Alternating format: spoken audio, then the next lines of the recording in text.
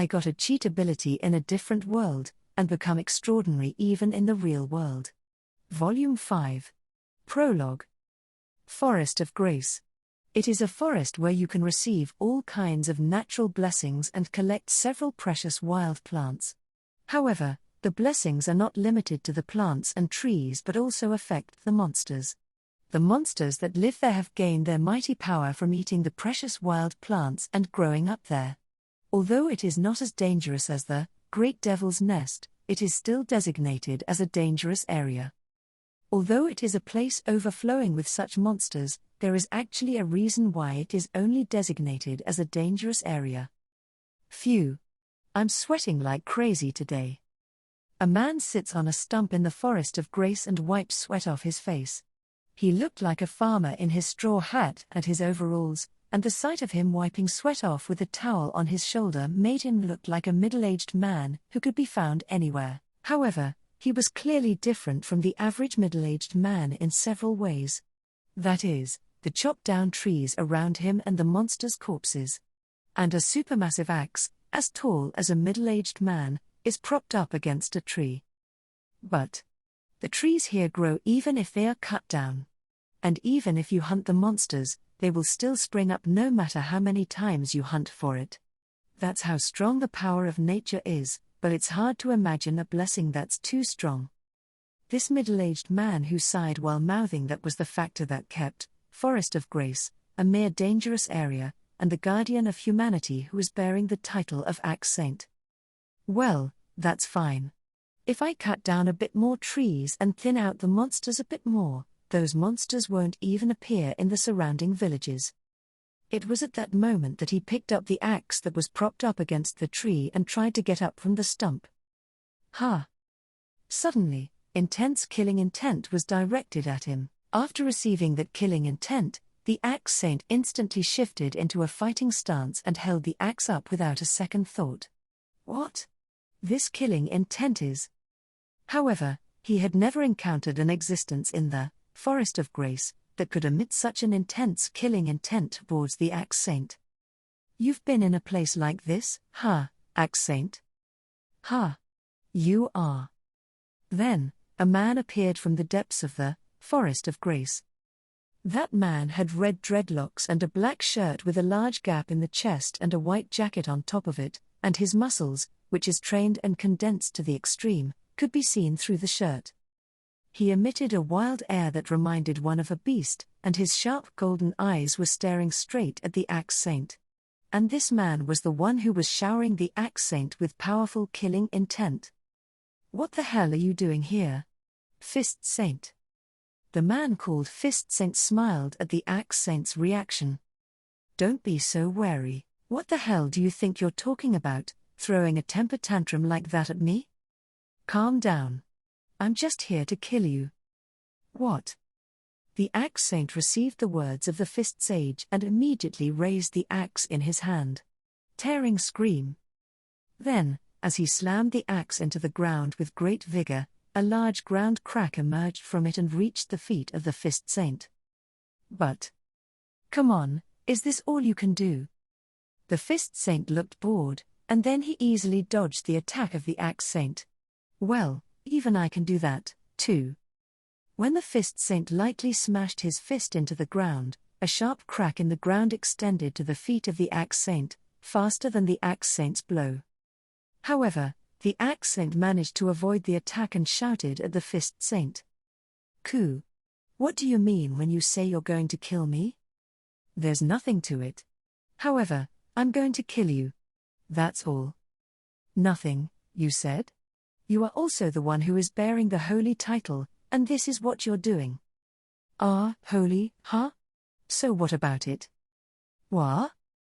The words of the Fist Saint made the Axe Saint lost for words. "I'm not interested in the role of a holy or anything else. It's just that I wanted to fight a strong fellow, and that's why I became a holy." "Then why do you want me, the same holy dude?" "What do you mean? Someone as good as you and I are the holy, right? So why not fight?" "I can't keep up with your fighting habits. Besides, I've recently started to see the evil movement.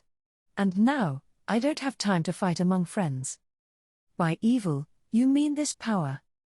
A black haze suddenly erupted vigorously from the Fist Saint's body. What?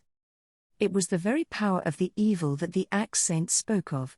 In the situation where that power was overflowing from the Fist Saint's body, the Axe Saint could not keep up with his understanding.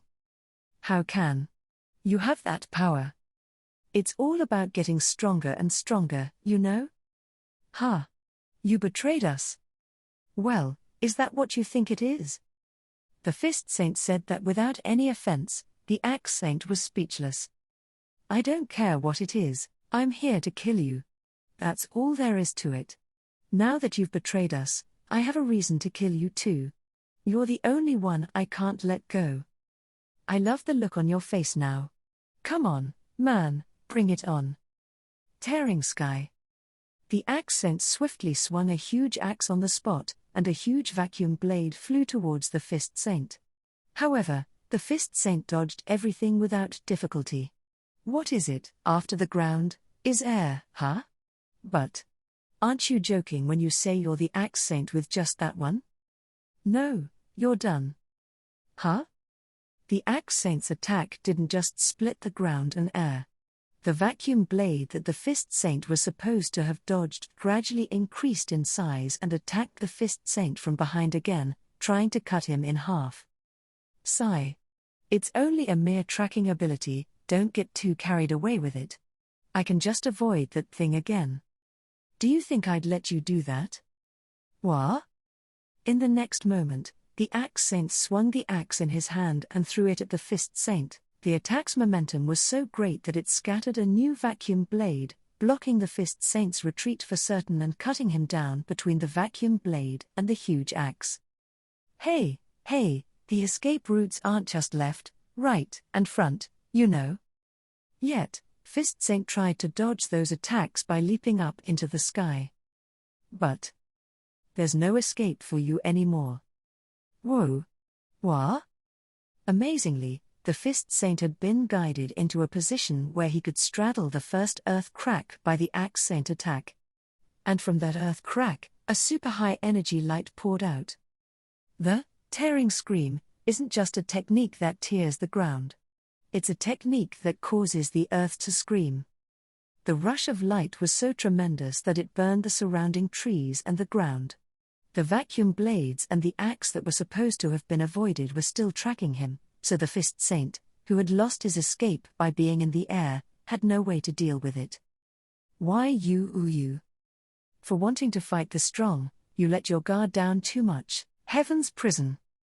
As soon as the Axe Saint muttered the name of his technique, the vacuum blade, giant axe, and rush of light swallowed the body of the Fist Saint at once. The Axe Saint, staring at the torrent of light, frowned. But I didn't expect someone from the holy to handle the power of the evil. This is going to make the others. What do you think you're done with? Axe Saint opened his eyes and turned his gaze in the direction of the voice and saw the figure of Fist Saint standing there unharmed. No way. You're completely, with, heaven prison. What a disappointment. You're not worthy of the holy title. What did you gar? The moment the Axe Saint tried to speak, a large amount of blood poured out of his mouth. What is? There was a huge hole in the Axe Saint's chest. You attacked me so weakly that I killed you. If you kill me, the strongest and most powerful of us holy beings, the Sword Saint, will destroy you. Prepare yourself. Die quickly, you small fry. The Axe Saint collapsed on the spot and convulsed violently. Watching that figure with cold eyes, the Fist Saint kicked away the Axe Saint, who had already become a silent corpse. This is so boring. I got the power of the evil people, and I was able to fight with the holy people. That's supposed to be fun. I told you not to do anything of your own accord, didn't I? Right next to the Fist Saint, a black haze suddenly gathered, forming a human-shaped silhouette, and a voice emanated from it. Whatever I do is up to me. You think that excuse will be accepted? You are only borrowing the power of us, evil. And even though it's a coincidence, that power certainly fits you perfectly. That's why you should be careful. Shut up. The fist saint interrupted the black haze and randomly slammed his fist into the haze. The blow was tremendous and not only blew away the surrounding trees and the ground but also wholly obliterated the black haze. I don't take orders from anyone, and if you think that the power of the evil is yours forever, you've underestimated me too much. The fist saint turned his back to where the black haze was. I'm going to do as I please. Then he quietly walked away from the forest of grace. So that's the end, huh? At the world's disposal ground, where the evil resides, the black haze's main body that had warned the fist saint earlier muttered bitterly. The main body was even denser and blacker than when it appeared near the fist saint. It was covered in an evil haze, making it impossible to confirm its exact appearance. Looks like I've misjudged his abilities. The fist saint is no longer entirely out of the hands of the evil.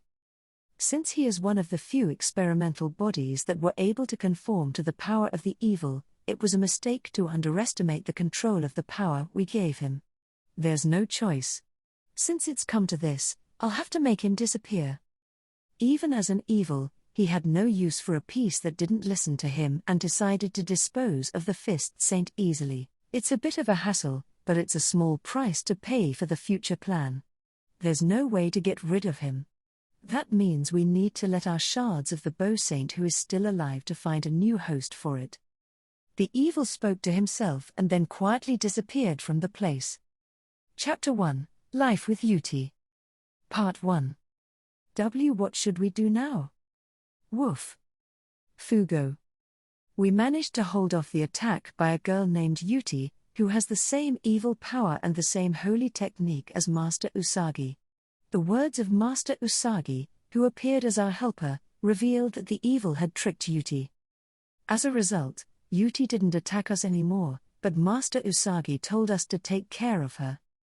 However, Yuuya herself has been holed up in the room by herself to clear her mind, and she can't be approached for discussion. Well, I'm sure a lot of things are messing up in her head right now. It can't be helped, I'll just do my daily training routine or something, and then I'll make some dinner. Woof. Fugo, Knight and Akatsuki also answered adorably, as if they agreed with my words. Fu. Before coming to the other world, I used to do general push-ups, sit-ups, back-ups, and squats, but I never lost weight for some reason. I didn't skip it, but I continued to do it every day. It's not just that I've become more slender due to leveling up in the other world, but also that I've suddenly gained muscle mass. Really, the other world is so strange. After finishing the muscle training I've been doing since before I came to the other world, I was training with Knight when I suddenly felt a gaze other than Akatsuki's. When I turned my eyes in that direction, I saw Yuuya standing there. So Knight and I stopped our training once and called out to Yuuya. What's up? I'm also confused by Yuuya, who doesn't say anything when I call out to her, but growl tilde. Suddenly, a sweet sound rang out. The sound comes from Yuuya's stomach. Could it be that you're hungry? Yuuya nods a little. Indeed, I've been moving since then, and Yuuya just finished fighting me, too. Besides, it's also lunchtime. I understand. I'm going to prepare a meal now, so just wait a bit. Yuuya nodded again at my words and quietly went back to her room. As I saw her off, I called out to Knight and Akatsuki. Well then, let's go make some food. Woof. Fugo. However, this time I'm tired from the battle with Yuuya, so to be honest, it's too much of a hassle to cook. But I need to eat something to get my strength up, and since I'm hungry, I decided to make a simple pasta dish. It's just a matter of boiling it. The pasta is indeed from the earth. The sauce is also made by Japanese companies, so I am very grateful for the earth's, or even Japanese food technology that makes it easy to eat delicious food. Knight and Akatsuki can eat the pasta. Just like me, or rather the human thing, so I prepare the same thing. Thinking again, The other world's monsters are still a little different from the creatures of Earth. While thinking about this, the meat sauce pasta was successfully completed. Then, perhaps caught by the smell, Yuuya came over before I could call out to her. "It smells good." "Eh? Oh, that. Dinner is ready, do you want some?" "Oh, by the way, how's your condition?" "No problem." "I see. She should have taken a decent hit from Master Usagi's attack, but she's just fine." "That's amazing." While surprised by Yuuya's reply, we sat down at the table. Then, itadakimasu. Woof. Bui. Itada, kimasu. At my words, Yuuya tilted her head, and then she tilted her head even more, when she saw the pasta placed in front of her.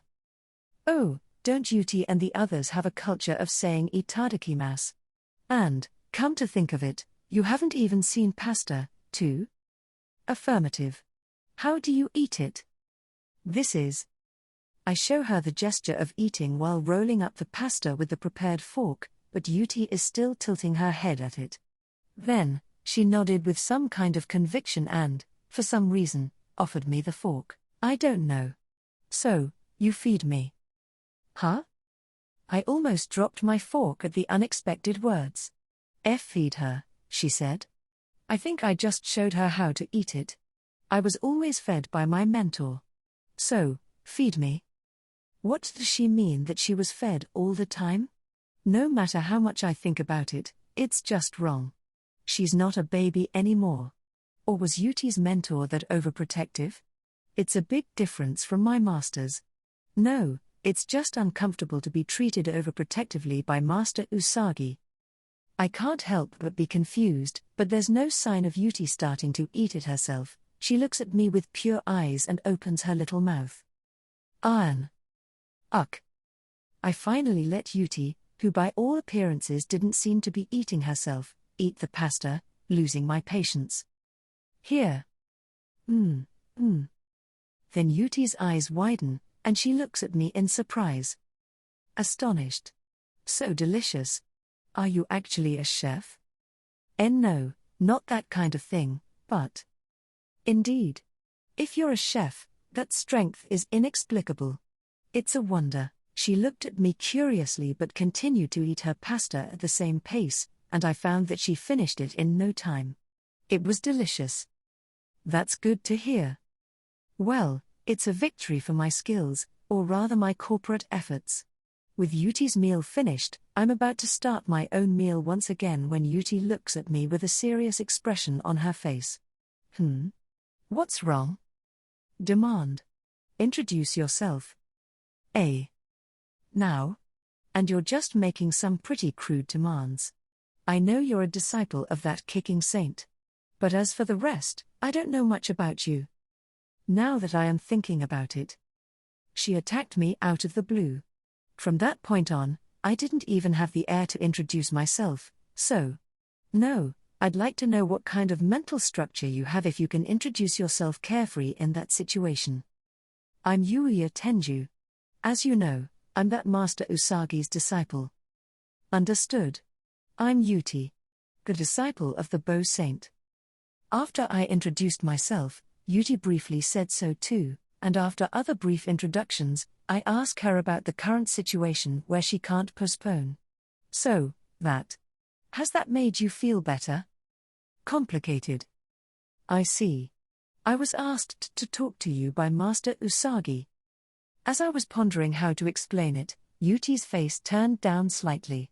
The one who killed Master was human, but I never knew that there was an evil behind it. Even now, I can't forgive the humans who killed my master. But if the Usagi story is true, then those humans are no longer around. So I will defeat the evil that is the source of everything. That's all. When Yuuya said that, she looked straight at me again. I'm not the one involved in taking revenge or anything like that. I wouldn't be able to say anything about it, and I wouldn't have the right to stop her, as well. By the way, do you have any guesses as to where you will be going from now on? No. If that's the case, what can I do for her? I thought about it a lot, but being just a student, there was no way I could come up with a good idea, and I sighed heavily. When I look up, I suddenly notice that Yuute's outfit is covered in mud. Ah. She fainted after fighting us, and she stayed in the room as soon as she woke up. That means he doesn't have time to change clothes or anything. This would have been a good idea to prepare a bath for her before dinner. As I was thinking about that, I noticed Yuuti looking down at her body. What's going on? I'm covered in mud. Wish. I need to wash my body. Oh. I know you fought us and stayed in the same place. But instead of just washing up, why don't you take a bath? A bath? Question. What's that? You don't understand bathing, huh? But, you do understand washing your body, right? Affirmation. I used to do that with my master. If the water's warm, it's a bath. Understanding. It's interesting. I'm going to take a bath or anything like that. All right, well, I'll get it for you in a minute. I could have used a portable open-air bath, but I didn't want to go out of my way to prepare one, so this time I prepared a regular bath at the Earth House. Look, it's ready. Then, for some reason, Yuuti raised her arms and looked at me. If I want to wash up, I need to take my clothes off. Why, yeah, that's right. Yuuya, undress me. Why? She's going to take a bath, and she needs to take her clothes off. But I'm not going to help her with that. Am I wrong? Master, she always helped me to take it off. Your master? She isn't just overprotective. How far did she dote on her? I don't know how old Yuuti really is, but she's probably in middle school from the looks of her. And yet her master fed her and undressed her. Was she going to let her stand on her own?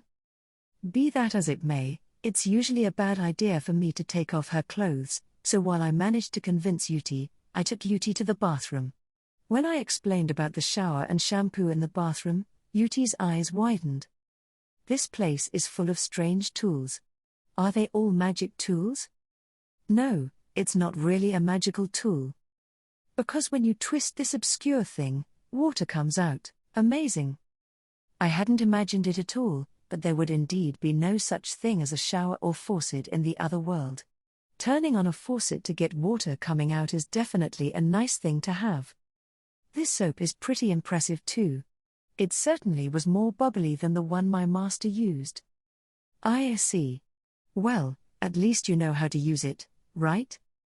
Yuuti nodded quietly at my words. All right, then. I will be in immediately. Yuuti took off her white dress on the spot despite my being present. Hey, for someone who was talking about wanting help to take it off earlier, you can do it so easily. Wait, that's not the problem here. Yuuti's actions froze me, but ignoring me, Yuuti took off her clothes on the spot and went into the bathroom. It was so shocking that I froze in place, but for now, let's do some laundry. Normally I would have dithered over whether I, as a man, could wash a girl's clothes, but after the tremendous shock I received earlier and the lack of replacement clothes, I mindlessly did the laundry. As I started to run the washing machine, I felt even more mentally exhausted than I did when I fought with Yuuti. Part 2. Now, I need to get a place for Yuuti to sleep or something while she's in the bath. Besides, though it's okay for now, if she's going to stay at my house permanently, I'll have to get her a change of clothes or something. We have not discussed it properly yet, but if I were to part ways with Yuuti here, she will only pursue her revenge. Alone, with no place to rest and no place to go. I hoped that my house could at least be a place for Yuuti to rest. Well, if that's really what it means to live in this house, then I guess I'd better get some clothes for Yuuti, and, if anything, make sure she can live on Earth.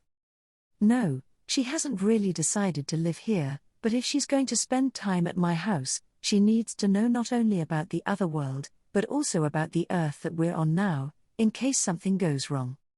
What's going to happen now? Woof. Fugo. At my question, Knight and Akatsuki tilted their heads in the same direction. At that moment, The Earth's house doorbell rang. What is it? Maybe a newspaper salesman? I don't remember asking for anything in particular, so with that in mind, I headed to the front door. Hello, Yuuya-san. Kaori?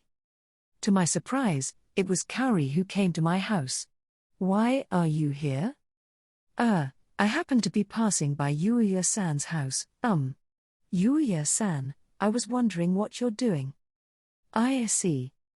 Kaori's words made me unintentionally startled. It's not that Kaori has any other intentions, but I couldn't help but be surprised by her visit. When I was thinking about that, Kaori made an apologetic expression. Was it a bother? That's not true. Kaori looked relieved when I hurriedly told her so. Thank goodness. Oh, by the way, do you remember what I asked of you before? What you asked of me? Yes. I asked Yuuya-san to take me sightseeing in the other world before, didn't I? At that time, Yuuya-san said it was too dangerous to do so, but I am still curious about it. Sure, it's natural to want to go there when there's a strange place like this other world in front of you, but it's still dangerous. Yuuya. I'm done. Huh? Suddenly, a voice called out to me from behind, and I turned around without a second thought. Yuuya-san. That girl is. While still wet from the bath, a naked Yuti was standing there?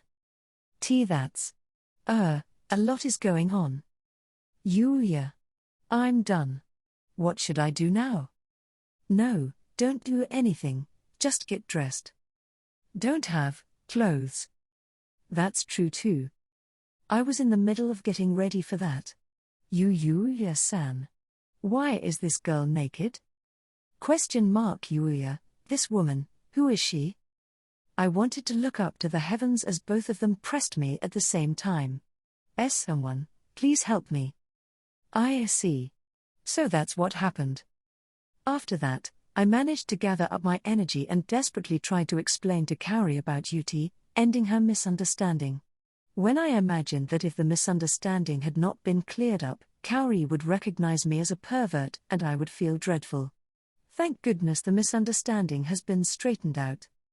As for Yuti, thanks to the fact that I had used my magic to dry her clothes that I had washed, she has finished changing her clothes for now, and while we're at it, I also talked to Kaori about Yuti in the form of a consultation.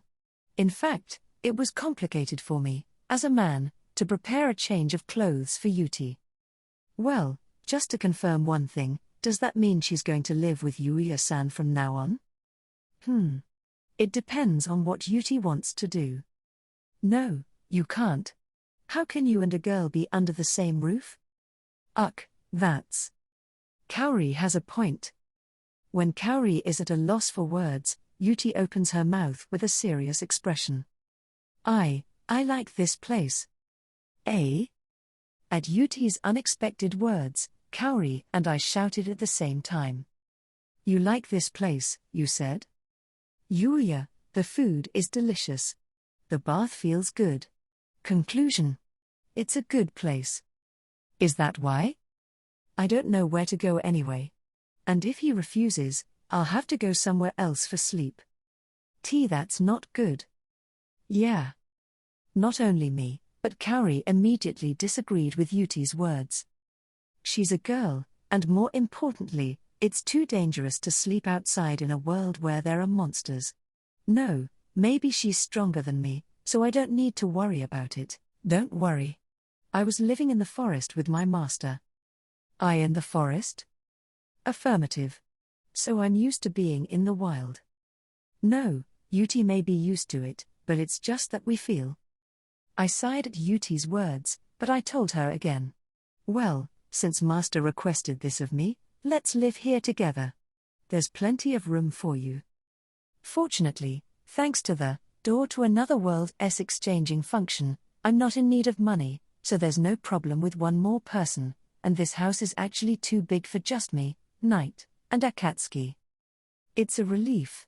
I would be troubled if you said no, to be honest. Evil power, It's calmed down now, but it's not completely gone. A. It's okay, I can keep it in check now. I still feel like I have a little evil left in me though. Wait a minute. This is indeed a story that I can't get past. While I was anxious with Yuti's unexpected statement, Kaori, who didn't know what evil was, tilted her head. Then, what is this evil? I don't know how to explain. Honestly, I still don't have a proper understanding of it. Master Usagi said that they are like a mass of negative aspects of the world. As I fumbled for an answer, Yuti answered for me. The evil is the negative aspect of the world itself. It's hard to explain in detail. It's just something bad. I see. Does this mean that these bad things are in your body, Yuti-san? Affirmative. I am only temporarily restrained by the power of the pig there. Bui? Fugo. See, calm down, Akatsuki. Akatsuki didn't like the fact that Yuti called him a pig there, and he protested by stomping the ground on the spot. However, his appearance was just too cute for a complaint.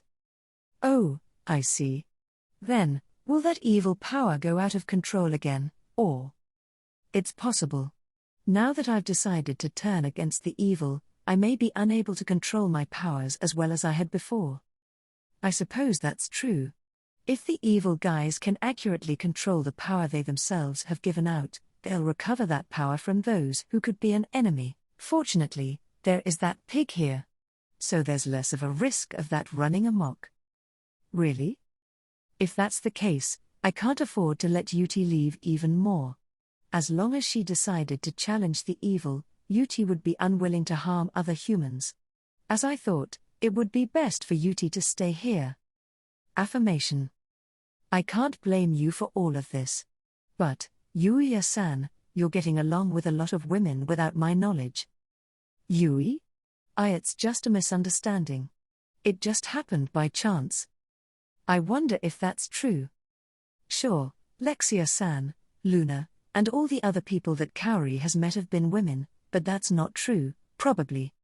But she knows some men too, right? Like Owen-san, or Arnold Summer, or… I'm getting a little uneasy. Kaori has some kind of a complicated expression on her face. Indeed, I'm going to live together with a girl, but I'm not going to do anything strange. Or rather, I would get beaten back in terms of ability. More importantly, am I that untrustworthy? It's a bit depressing, although somewhat complicated. The decision to accept Yuti in this house has forced me to look at other issues. However, if this arrangement is done, what will you do while I'm at school? It frightens me to leave you alone. School. She tilted her head as if the word was unfamiliar to Yuti. Knight and Akatsuki are good kids and can stay at home properly, but I'm not sure about Yuti.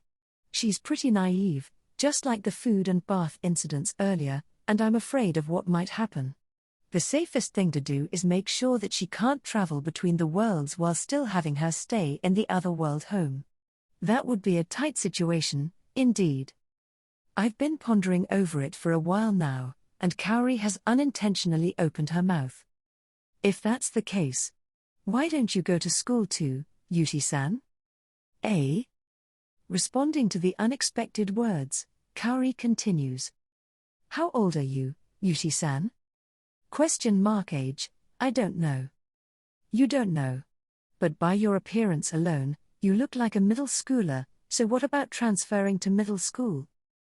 I'm honestly scared to take her into Earth School out of the blue, but if it gives Yuti a chance to look at things other than just the evil things, I think it's a great idea. However, I would be grateful if we could get Yuti into a middle school, but it would be hard. In Yuti's case, there's no household registration, and first of all, which school? If that's the case, then Uzai Gakuen will do just fine. There's a school building on the grounds of the school we attend that we don't use, remember? Well. I mean, Uzai Gakuen is still too big to keep track of all the facilities, so to be honest, it doesn't ring a bell when she talks about the school building that wasn't used. At that school building, the middle school students are taking classes. Have you not seen them? It's hard to tell because the uniforms are the same as in high school. So that's it. When I thought about it, I felt like I saw many students for the number of people per grade level. That's because there were kids from the middle school as well. If it's the middle school of Uzai Gakuen, Yuuya-san can rush right over when something happens. Isn't that a relief? That's really reassuring, but would it be difficult to transfer or anything like that? If you're in high school, it's going to be hard to transfer if you do not belong to any high school, but if you're in middle school, you can still get by. After saying that, Kaori gave a reliable smile and then turned her head directly to Yuti. Yuti-san, is it okay with Uzai Gakuen? ? I don't know if it's okay or not. But with Yuuya around, I'm safe. After nodding with satisfaction at Yuti's words, Kaori clapped her hands. Then let's go buy some clothes or something for Yuti-san now. And if we go directly to my father and explain the situation to him, we can complete the process right away. After all that, thanks to Kaori, it looks like she can work out the situation with Yuti. Well, thanks. To be honest, I didn't know what to do on my own. No, I'm glad I could help. If there's anything I can do to thank you for this, or rather, if there's anything I can do to help. Then I'd like to go to a city in the other world. Eh? Is that a no? Since she's been helping so much with Yuti, I would make it happen if I could, but... While I'm at a loss for words, Yuti gave me a strange look. Why don't you take her into town? Eh? I mean, it's dangerous. Dangerous? Yuuya, strange. Danger to Yuuya, a person that reached the realms of evil and holy, that kind of opponent doesn't come up often. I haven't gotten that strong, though. Although I've gained experience in actual battles against the monsters of the Great Devil's Nest, I don't feel like I'm getting stronger at all. I guess it's because I'm comparing myself to Yuti and Master Usagi. Regardless, I can't help but have such high expectations. I sighed and made one condition. All right. But we have to get Kaori's equipment first. Eh? Kaori gives me a puzzled look at my words. Yuti says it's okay, but if something happens, it would be a disaster. That's why, in order to make sure we're prepared, we should get Kaori's equipment first. As long as you have this equipment, Kaori will be able to protect herself in case something happens. Oh, okay. That's okay. How do I get the equipment? I'll get it for you by next week's holiday at the latest. I'm thinking of going straight to the other world's royal capital on my day off. Is that okay? I'm sure I will give Kaori's equipment directly to you that Saturday, and we'll just leave immediately. Next Saturday or Sunday will be fine. Besides, probably Yuti-san's transfer will be after that holiday, so this is perfect. Kaori nodded happily at my words and once again told Yuti and me. Well then, since you have promised to show me the city of the other world, let's get going, shall we? Kaori took Yuti and me out while Knight and Akatsuki stayed at home. Part 3.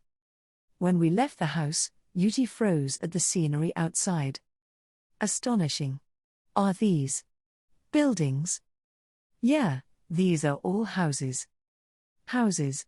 Of nobility? Huh? Not nobility. Just ordinary common houses. Common? Yuti's eyes widened even more at my words. It's not that surprising. No, I recall I've seen the houses in the other world, but they certainly aren't as big as the ones you see in Japan. And many of them are more like an extension of a log cabin. Some of the houses were made of stone or brick though.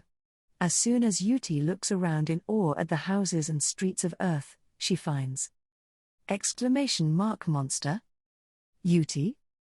Yuti reacted quickly to a car that happened to be passing by and jumped away from the spot in a big leap. And then she tried to use her bow, which was Yuti's weapon. She realized that I still am holding onto it, and she looked impatient. Demand. You must give my weapon back to me. Otherwise, that thing can't be defeated. No, you can't take that down. There's no car in the other world, after all, right? Kaori seemed to notice this as well and managed to explain the car together with a bitter smile at Yuti's reaction. Partly, I understand. I understand that it's similar to a carriage. But how is it working? I can't feel any magic. It does not work with magic.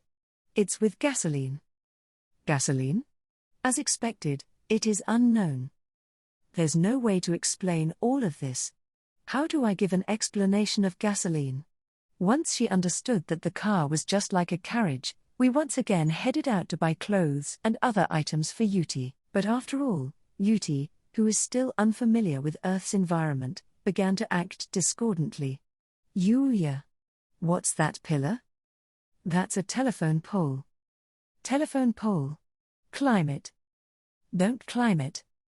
Why would she be climbing it? Yuuya. What is the point of this fence? This isn't going to stop the enemy from attacking. No, there are no enemies.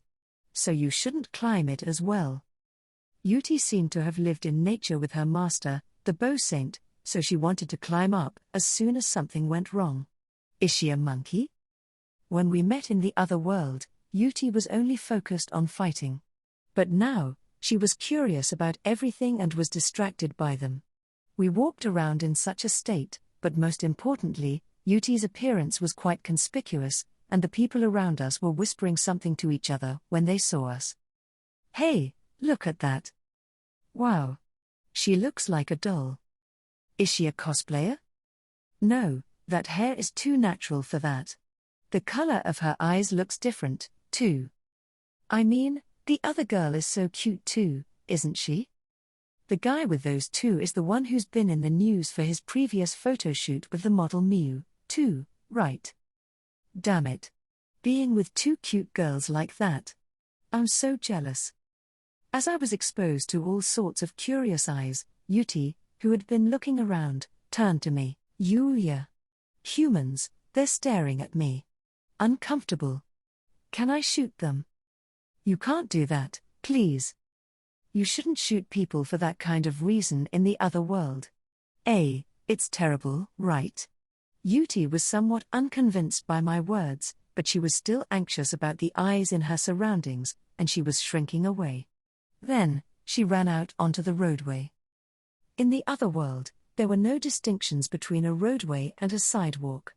Rather, there was only a road, so it was not surprising that Yuti would jump out onto the roadway. Oh, look out. The moment I heard someone's shout, I hurriedly held Yuti in my arms and jumped back from the roadway. Oh, ooh. What the hell was that? I didn't see that one coming. That's cool. While the people around me were shouting in amazement at my actions, Kaori rushed over to me with an anxious look on her face. Yuuya-san, Yuti-san, are you all right? Yeah. I'm fine, but... I looked down at Yuti, who I was holding as I replied. She looked up at me curiously, too. Unnecessary. Even if you don't help, it doesn't matter. Above all, it's the car that will break if it hits me. That's not the point. I don't think it's okay to get hit by a car and end up wrecking someone's car. It's difficult to comprehend. I'm not that soft with my training. First of all, I need to adjust that muscle-brain mindset of yours, I guess. I followed Kaori even though I was already exhausted at this point. We finally arrived at the vicinity of our destination. It's a shopping district located close to the school.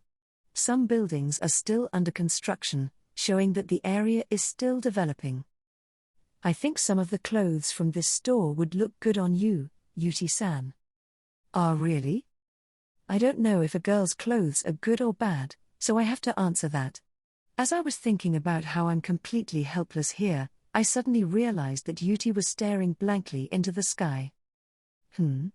What's going on? Falling. Yuti pointed to the building under construction and continued in a matter-of-fact tone. Falling. That pillar over there, it's going to fall. That pillar, you said? No way. Yuti was referring to the steel rebar being lifted up using a crane in a building that is currently under construction. However, when I tried to ask again how she knew that, Yuti continued. Parent and child. Dying. Huh? Yuti-san, what's wrong? Kaori asked when she realized we weren't following behind her, but I was now stupefied by the Yuti's words which I couldn't afford to miss a word of. I immediately looked around the vicinity of where the rebar was being lifted up from and saw. Seriously? A woman with a baby in her arms was now trying to pass through under the rebar. And clank. When a tremendous metallic sound rang out, the rebar began to fall on the parent and child in its path. Kia ah. Oh oi. Shit, get away. The woman, who was at the spot where the rebar would have hit her, seemed to be petrified by fear and couldn't move, while those who saw the falling rebar hurriedly tried to put as much distance as possible. Damn it. I rushed out as fast as I could and grabbed the frozen woman in my arms. But I intuitively knew that the rebar would hit me more quickly than I could jump away. Seriously, what am I supposed to do? If I'm going to use magic, it's not going to be in a busy place like this. No, that's not the case. I quickly tried to activate my magic, but before that, my body moved instinctively. This should be the result of the training with Master Usagi and my everyday training. In a very natural way, I swung my leg up and kicked the rebar up. The kick from Master Usagi's direct teachings, coupled with my status, could easily shatter the rebar, but if I blew it up ridiculously, honestly, it would cause damage to those around me. Therefore, I tried to put the rebar in place instantly by receiving the rebar's impact using a soccer trick. While everyone was expecting a direct hit, there was no sound or impact as expected, and the people around me were baffled. While ignoring those around, I called out to the woman who was still frozen in place, "Are you okay?" Why yes. When I called out to her, the woman came to her senses, but she was shocked again when she saw my face, blushing. Hey. What happened? Well. For a moment I thought it looked like that guy kicked the rebar. No. Kicking the rebar. That's impossible, isn't it? Look at them, they're still alive, you know? It looked like that to me too. It was more conspicuous than I expected, but this was all I could do. When I parted from the woman who was bowing quietly and joined Kaori and the others, Kaori had a complicated expression on her face. I know that Yuuya-san is amazing, but when you go to such a dangerous place without hesitation like that, I still worry about you. Oh. Well, I'm sorry. Why? No need to apologize. Yuuya will be fine. That's not the point. Yuti was told by Kaori to admonish me, but she just tilted her head in question. Even though I just came to buy some clothes for Yuti, I was already impossibly exhausted, but we finally arrived at our destination. But even here, I have an ordeal ahead of me. Kaori-san? Do I have to stay here too? Of course. It's a women's clothing store, so it's no surprise that they have a lot of female customers. But I'm the only male in the store. Hey, that man. Isn't that the guy in the magazine with Miyu-san before? No way, I thought they edited the pictures, but he's actually handsome in real life, too. Is he like tagging along with his girlfriend on her shopping trip? I'm seriously jealous. I believe it's just my imagination, but I feel like there's a lot of attention around me. In this very uncomfortable situation, I could only wait for Yuti, who was looking at the clothes with Kaori. Oh, customer-san, please wait. Yuti-san, you can't be like that, you know. Suddenly the store became noisy and I couldn't help but look in that direction. Yuuya. How's this? Huh? Boofa. And there, Yuti was standing in a daunting pose with white underwear. Yuti-san? Put your clothes on. ? I want you to check my underwear. Then no clothes, unnecessary.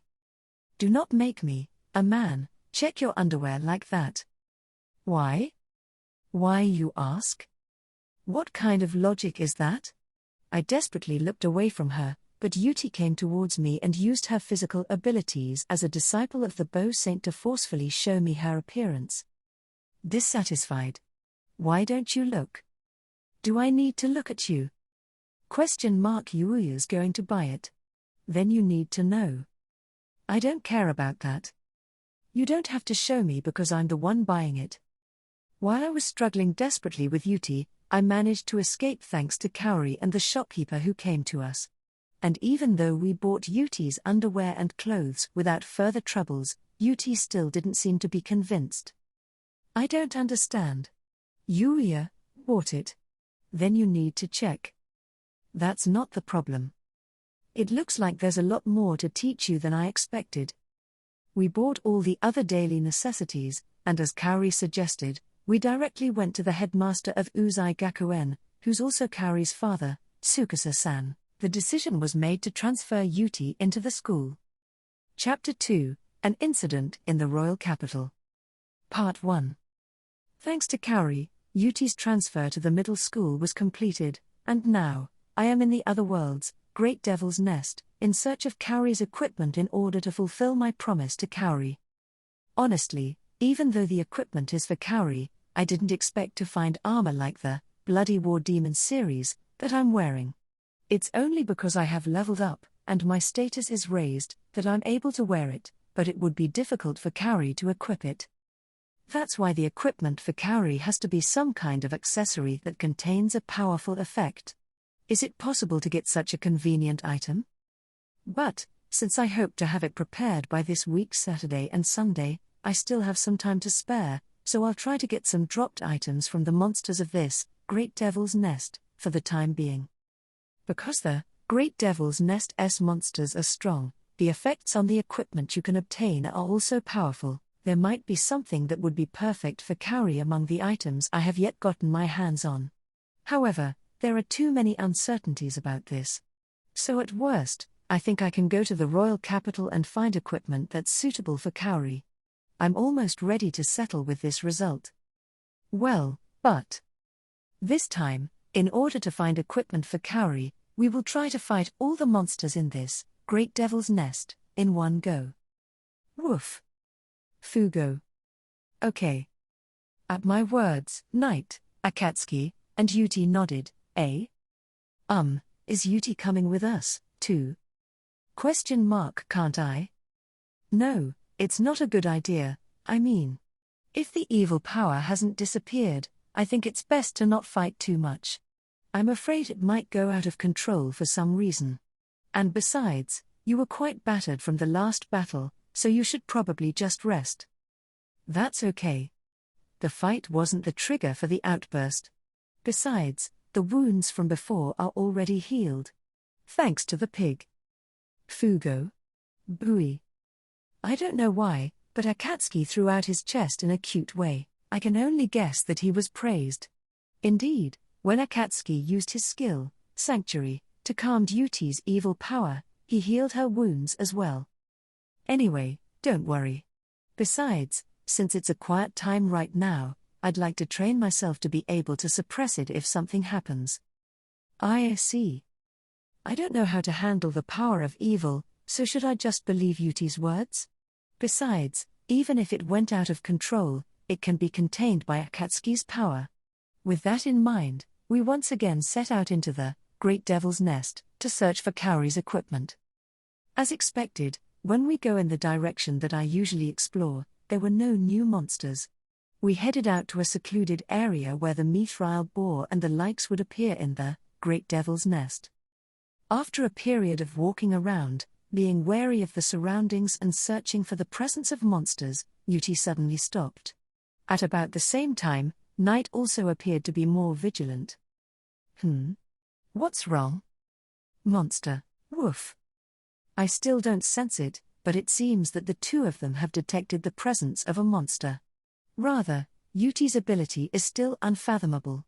Even without the power of the evil, she has the same level of detection ability as Knight. For now, We approached the presence that Yuti and Night detected. Each of us eliminated our presence. I didn't forget to cover Akatsuki with Cloak of Disguise as well. As we approached with caution, there was a single rabbit there. However, unlike Master Usagi, who taught Night and I, its fur was yellow, and it was wearing a tuxedo, a silk hat, and a red bow tie on its chest, a very unusual appearance. What is that monster? When I muttered without thinking about its strange appearance, I noticed that Yuti looked at the monster with wide eyes. That's Fantasy Rabbit. Huh, Fantasy Rabbit? Is it strong? Denial. If it's in this great devil's nest, it can be considered the weakest one. Even in other places, it's considered to be very weak. It's very hard to find, and it's also known as a lucky rabbit. Lucky rabbit, huh? I listened to Yuti's explanation and used the identification skill on Fantasy Rabbit. Fantasy Rabbit level 77. Magic 777. Attack 777. Defense 777. Agility 777. Intelligence 777. Luck 777. Skills: maximization, minimization, crisis detection, emergency avoidance. This is a really lucky status. No, the actual numbers for luck are low. I'm more interested in the unfamiliar skills though. Can maximize or minimize change its body size? Affirmative. When it encounters enemies, it can either become big to scare them away or turn small to run away while hiding. But crisis detection and emergency avoidance are the more troublesome skills. The crisis detection skill can detect even a thin trace of killing, hostile or harmful intentions. So in order to defeat it, you can either kill it without letting it detect your killing intent, like from its blind spot, or to attack at a speed that makes escaping impossible. However, the other skill, emergency avoidance, will transfer the Fantasy Rabbit to a safety zone the moment it detects any killing intent and such. In the end, you have only one way to defeat it, and that is to eliminate your killing intent. What's with all that? Can you get rid of murderous or hostile intent? It's like being detected when you're about to kill someone, or hit someone, or even try to harm them. It seems like I'm very unlikely to be able to do so. I sighed involuntarily as Yuti explained. I am doubtful that I would be able to defeat it now. I'm curious to see what kind of items it would drop, but let's just walk away quietly here. Why? Why, you said? Isn't it impossible? How do you defeat it without letting it realize our killing intent? Attention. Yuti uttered that briefly, and then readied her bow that I had returned the other day. She quietly stared at the Fantasy Rabbit. She unleashed a sharp arrow. The arrow pierced the Fantasy Rabbit's neck in an instant, and just like that, the Fantasy Rabbit turned into a particle of light and disappeared. After watching it vanish, Yuti let out a small breath. Answer. Eliminate any intent to kill, hostility, or harm. And just kill it. What's that theory? No, I understand what she's saying, but you can't ask me if I can do it. In fact, it's impossible. As I was thinking about that, I suddenly realized something. If you had used this technique when you were fighting us, maybe we wouldn't have won. Denial. At that time, I couldn't suppress the evil power, so I was unsuccessful in hiding the presence of the evil power. But now, the evil power has subsided and I can eliminate the intent to kill. Evil is often linked to murderous and hostile intentions. I see. I'm not happy about it, but in a way, we were saved by the power of the evil, weren't we? No, if she hadn't gotten the evil power in the first place, we wouldn't have to worry about being attacked. Anyway, let's check the Fantasy Rabbit dropped items. For some reason, there's more of them than the time when I took it down by myself, but, said Yuti. I don't know for sure yet, and I haven't checked Yuuti's status, but at least my luck status value is high, so maybe that's what worked. I can't say for sure though, since I wasn't the one who defeated it myself. We all collect the Fantasy Rabbit's dropped items and check them out. Lucky Rabbit's yellow fur, Fantasy Rabbit's fur. It's extremely pleasant to the touch, and cloaks made from this fur are very popular among the nobility and sell for a very high price. However, since the existence of the fantasy rabbit itself is rare, it is very rare to find one in the world. Pill of large and small changes, Fantasy Rabbit's rare drop item. When you consume this pill, you will be able to change your size at will. The effect is permanent. Ring of Crisis Avoidance, Fantasy Rabbit's rare drop item.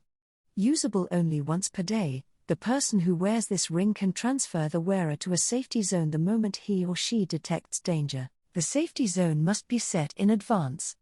Lucky Robe, Fantasy Rabbit's rare drop item. Its stats are modified by the luck of the person equipped with it.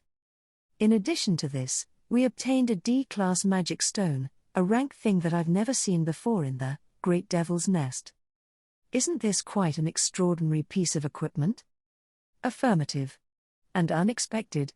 It's really amazing that it doesn't make you stronger directly, but it still keeps you safe. It's not like you can suddenly get a superpower, as Yuuti said. However, it's an extraordinary ability to automatically transfer to a safety zone in a critical situation. It's something that fits perfectly for Kaori's equipment. And if you set the safety zone of this ring to the sage's house in the other world, then it's really safe. Besides, I'm also grateful for the equipment item called Lucky Robe, which is quite plain. It looks like a plain brown robe, but it's nice it is affected by the luck stats. Even Kaori would be able to wear this easily, however. What is this pill used for? Unknown. I see. So we don't need it now, do we? I'm concerned about getting bigger or smaller, but I can't bring myself to test it.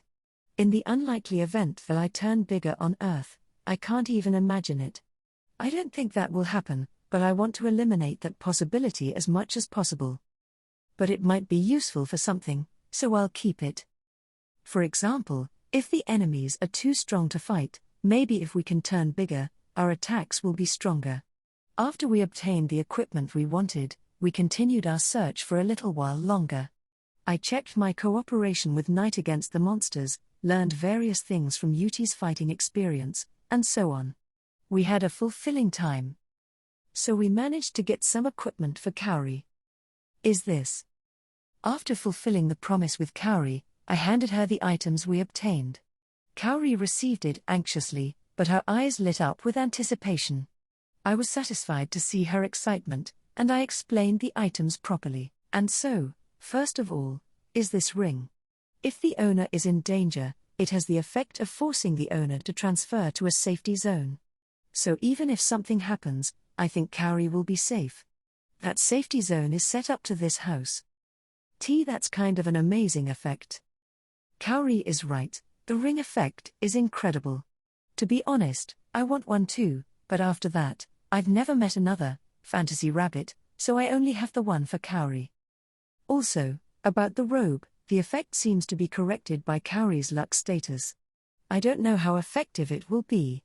Still, it's no better than nothing. And most importantly, Kaori's clothes. Or rather, Earth's clothes would stand out in this other world. It's easy to get caught up in magic and skills, but there are certainly cultural differences, and I'm sure there are different clothing designs and technical skills. That's right. Well, you can't hide everything, but you can hide some of your clothes with this robe on. Thank you. After Kaori uttered that cheerfully, her expression immediately clouded over. It's strange to say this now, but are you sure it was okay? I thought maybe I asked Yuuya-san to do something impossible. And all these items you are giving me are also valuable no matter what I think of them. No, it's fine. I owe Kaori a lot for your help in the first place. In fact, besides Yuuti's transfer, Kaori has been very helpful to me to this day.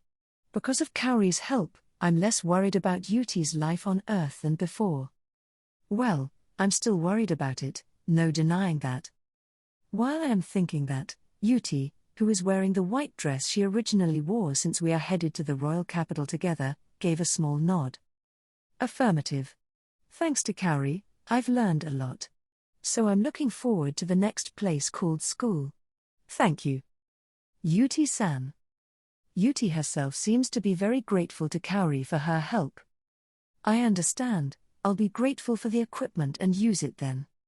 As she said that, Kaori slipped on the ring and put on her robe. Alright, it looks like Kaori's ready to go, so let's get going. Yes. So, how long will it take us to get to the royal capital? Oh, about that, if we walked normally, it would be a day just for the trip alone, so I'm going to use teleportation magic to move around this time. Teleportation magic? Kaori only tilted her head because I had never explained this thing called teleportation magic, but Yuti froze with her eyes wide open. Astonishing. Really, you can use teleportation magic? Eh? Well. If it's true, then Yuuya is outrageous. It is probably impossible even for the magic saint. Of course, it might be possible to achieve similar effects with skills and such instead of magic. That's precisely what the effect is on the ring we gave to Kaori. But that effect only applies to individuals, so it's not as applicable as teleportation magic. Is that so? Lexia-san has said a lot of times, but as expected, teleportation magic is terrible. No, that's why I use it so that people don't see it. It's dangerous if it's found out, but it's a power that's too good not to use. Well, we're not going to go directly to the royal capital this time so that the people around us don't find out, so we're going to teleport to another location that's a little far away. That would be the spot I used the last time I visited the royal capital. That place wasn't even populated. When I used teleportation magic, the space-time in front of us became distorted, and a space large enough for one person to pass through was created. Beyond that, a different landscape than the one we're in now stretches out, and beyond that, we can see the royal capital. Kaori and the others are once again surprised by this teleportation magic, but soon Kaori's eyes are drawn to the otherworld city that appeared before her. Part 2. So, this is a city of the other world. Once we safely entered the royal capital, Kaori's eyes sparkled as she looked around the surroundings enthusiastically. Kaori, if you look around that much, you'll get dizzy, be careful. Yes. Why, you're right. I was just so excited. Kaori, you look like a child. No, I mean, Yuti had a similar reaction on Earth too, right? I have no idea about that. In fact, the first time Yuti left my house on Earth, she was much more restless than the current Kaori, and she was on the verge of being out of control. She tried to climb the walls and poles of the houses, and she looked around so much that I was afraid she was going to break her neck. But back then, when we were about to enter the royal capital, I was flustered. But Yuti, you were able to get in without any problems. I really did worry, since Yuti was the one who wanted to kill Rhaegar before. I had forgotten about such things until now, and when I remembered that while we were going through the formalities at the city entrance, I was in a great panic. Disregard. I got in, so it's fine. No, that's true, but... Expectation. The soldiers at the bottom don't even know about me. So they let me in, Is that right? In fact, given Yuti's fighting power, if Yuti were to be serious, an ordinary soldier wouldn't even be able to catch her movement in the first place. I was a little concerned that the gatekeepers, or rather, the soldiers would rush around, but... Well, I still don't know what would happen, and I'm a little afraid thinking about that. But there's no point in worrying about it now. So at this point, I stopped thinking about it. Despite being warned by Yuti, Kaori couldn't hold back her excitement anymore and was looking around again, and she suddenly seemed to notice something. Yuuya-san. What's wrong? Is it always like this in this town? Like what? No, I mean, the whole city seemed pretty hectic, so I mean, it seems to be a different kind of busy than being lively. After being told, I noticed the surroundings.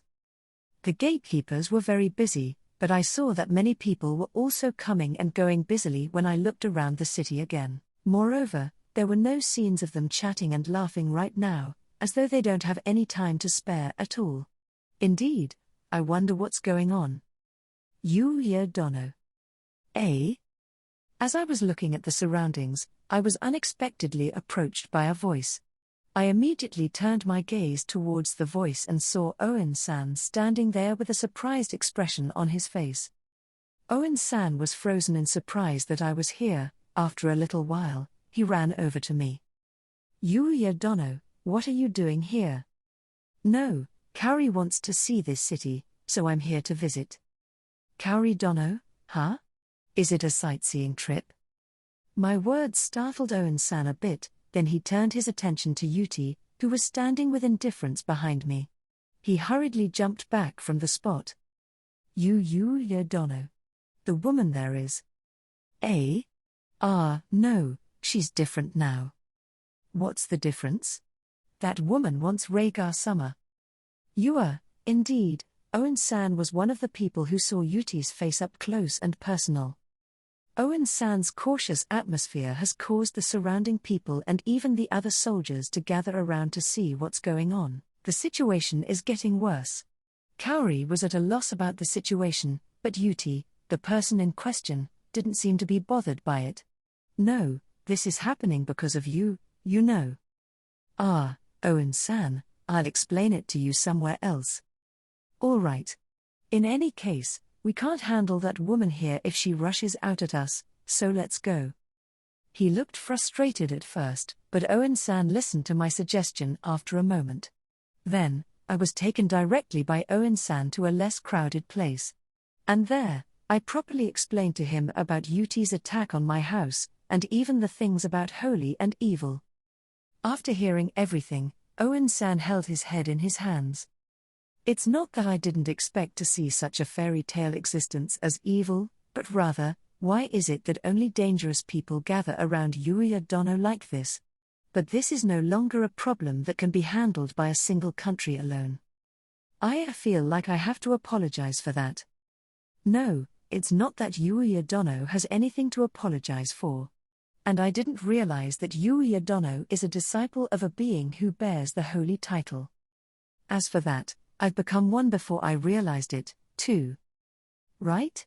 At first, even though Master Usagi gave me training in kicking, I didn't expect to get involved with enemies of such existence like the evil. That's why I ended up involved with it.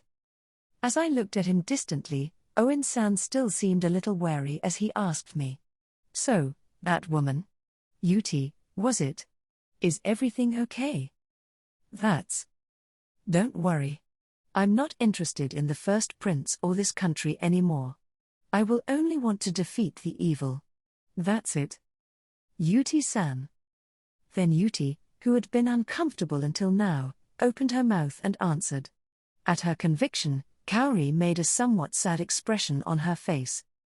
I'm sure Kaori doesn't know the details of Yuti's situation. Still, from Yuti's eyes and the sound of her voice, Kaori must have sensed the weight of what Yuti was holding. As for me, I would like her to forget about the evil and live her own life, but it will be difficult to do so, and it's not something I can easily interfere with. At Yuti's behavior, Owen-san also slightly widened his eyes and then sighed. Sigh.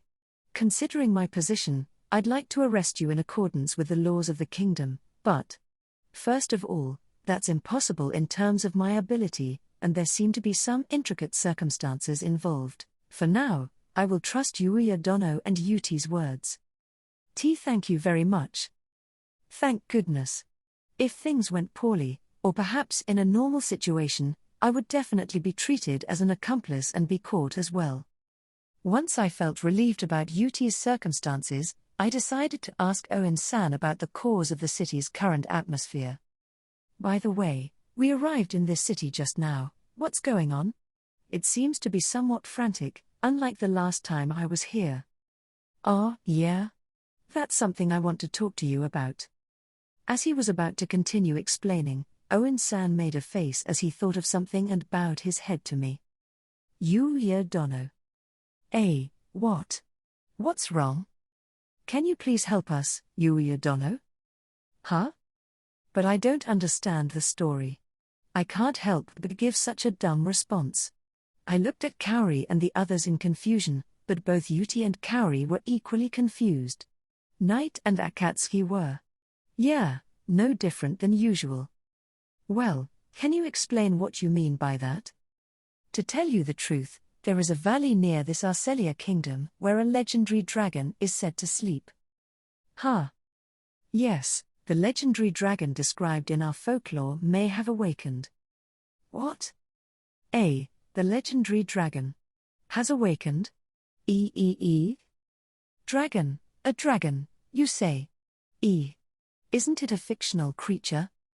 I've never seen a dragon since I came to this world, so I'm just as surprised as Kaori was. And it's not just an ordinary dragon. It's a legendary dragon. Wait a minute. What do you mean by legendary? Of course, people thought it's a myth, a fairy tale of sorts, but apparently, it is real. Oh, no. I could see from Owen-san's slack-jawed look that he wasn't lying. Oh, come on, is this for real? No, I don't care if it's fictional or not, it's surprising to me when they call it a dragon. But as one would expect, since it's a legendary creature, even Yuti, who seemed apathetic until now, opened her eyes and froze. Astonishing. I've only heard stories about it. I thought it was a myth. Well, for me, the existence of holy and evil is fairy tale enough. It seems like this is too late now. I didn't have a clue, but the existence of holy and evil is also a legendary class if I think about it normally. And what level is Sage-san at? I'm curious. Well, you know, there's all sorts of surprises there, like the existence of the legendary dragon, and also the fact that it has awakened. But looking at the atmosphere of the city, it's not a very good thing, is it? Yeah, I think. You think? I couldn't help but ask about the rather vague answer, but Owen-san replied, with a grim expression on his face. It's pathetic, but I just don't understand it. Anyhow, the dragon is a mythical entity. I don't know if it is hostile to humans. I see.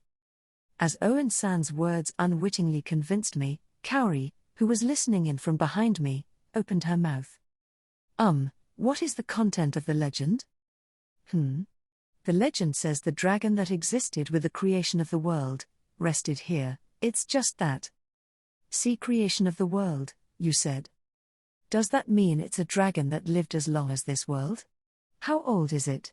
No, rather, what's going on with its lifespan and stuff like that?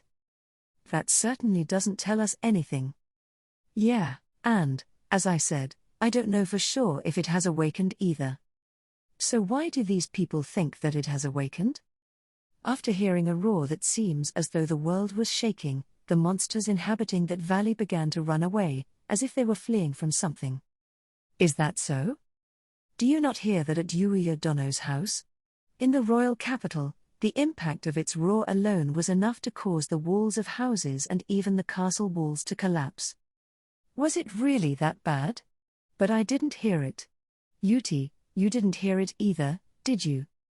Affirmative. I didn't hear the roar. It's strange. I thought with that volume, it would definitely reach the Great Devil's Nest. When the bloody ogre attacked Sage-san's house, I'm pretty sure I heard its voice, so I don't think there's a feature for blocking out sounds. No, wait. If it's a roar that breaks not only the walls of the house, but even the walls of the castle, as Owen-san described, wouldn't it be considered an attack? It might be blocked by Sage-san's house. If that's the case, then Sage-san, who can easily block the legendary dragon's roar, is really dangerous, amazing. Anyway, it was decided that we, the knights, would investigate the valley to check if that legendary dragon had really awakened. However, as I mentioned earlier, as a result of the monsters fleeing the valley, the surrounding villages were attacked, and we were too busy dealing with them that we couldn't proceed to investigate the valley. Moreover, because originally many of the more vicious monsters reside in the depths of that valley, the investigation itself would be difficult. It's because of that we couldn't even find out if the legendary dragon existed or not until now. I see.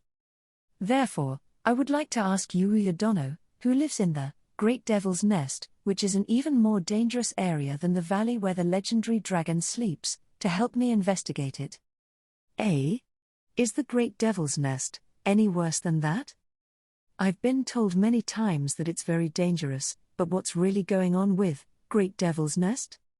Hearing Owen-san's words, Kaori, who didn't know that my house was in such a dangerous place, turned blue in the face. I tried to explain to her that Sage-san's influence is protecting it, but I wondered if she believed me. I feel like after listening to that story, I don't really think my equipment is going to work. That's not true. The only monsters that come out are in the Bloody Ogres class inside the Great Devil's Nest. Oh, if that's the case, then I guess it's all right. Well, from our point of view, if we find a Bloody Ogre, we will be prepared for our deaths, Owen muttered.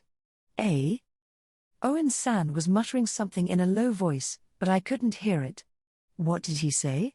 Anyway, as for me, if they are in trouble I'd like to help Owen-san and the others, but… how far is that valley from the royal capital? Right. It's on the opposite side of the Great Devil's Nest, but it should take roughly less than half a day. Half a day. If we go now, we could reach the valley, but it would take us the rest of the day to get there. If that's the case, we won't be able to do any sightseeing in the royal capital today. Thinking about that, I suddenly turned my gaze towards Kaori, and she was looking at me with a serious expression. Yuuya-san. If you want, you can accept the request. If there are people in need right now and they're looking for Yuuya-san's help, I'd want you to help them. And we can do the tour of the royal capital another time. If Kaori says so, I'd be grateful for the opportunity to provide help to them too, but… Besides, I'm curious about that legendary dragon too. At Kaori's words, not only me, but even Owen-san was dazzled. She said she was curious about the legendary dragon. Could it be that Kaori is coming with us? Is it no good? No, I mean, it would normally be dangerous, wouldn't it? It's okay. I also have the ring that Yuuya-san gave me. But as expected, I don't feel comfortable taking her to a place where there are a legendary dragon and other ridiculous beings. Yuuya. I'm coming too. Yuti too? Then Yuti also wanted to come along as she replied with an unchanged expression, affirmative. Legendary dragon, I'm curious too. Besides, if it's a dangerous place, I would be a part of the fighting force as well. It's complicated for me, but Yuti's skills are vastly superior to ours. It's very helpful as things stand right now, though. While Owen-san groaned with a reluctant face, Yuti didn't seem bothered as she continued. Conveniently. If I'm around, I can escort Kaori as well. You're going to protect Kaori? Of course. Kaori, you taught me so much in that world. So I'll protect you. Yuti-san. Kaori looked touched by Yuti's words and muttered that. After being told that much, it's hard for me to say no. Sure, Kaori has the ring we gave her too, but I wonder if it's really okay. All right, Kaori can come with us. Yes. As you see, Owen-san. We'll be taking part in the investigation. Ooh, I see. That would be very much appreciated. However, I'd like to leave now if possible. In that case, I'll give you a map to the valley. Also, if you're really going to go right now, I'd suggest you pack some food and other supplies. While receiving such advice, we quickly left for the valley after receiving a map from Owen-san. The food situation that Owen-san mentioned can be managed as long as we get home with teleportation magic, so it should be fine. More importantly, I am a little excited to see if there really was a dragon. Chapter 3, Legendary Dragon. Part 1. Just as we were told, we spent about half a day to reach the valley's entrance, as it is located half a day's walk from the capital. By the way, the time spent traveling was not on foot, but spent in a carriage. If I had been to the valley once, it would have taken us an instant to get there. Unfortunately, it's my first time there, so that's not going to happen. Therefore, Owen-san arranged for a carriage to drop us off near the valley. Certainly, walking that distance would have been difficult for Kaori. It's not for Yuti, Knight, Akatsuki, and me, but I'm really grateful. I've never ridden in a carriage before, it makes my bottom hurt so much. I've ridden it once, and I didn't feel the pain as much as Kaori did. This is probably because the difference between status values has a lot to do with it. Are you okay? Do you want to take a little break? Kaori shook her head as I asked her that. I had already planned to proceed according to Kaori's physical condition. No, it's fine. More importantly, let's go see the legendary dragon as soon as possible. I couldn't suppress a bitter smile as Kaori pointed to the valley with her eyes shining. What can I say? I didn't know that Kaori has a surprisingly strong sense of adventure until we traveled here. She is not accustomed to the world, even on Earth, so she must be very interested in this kind of new experience.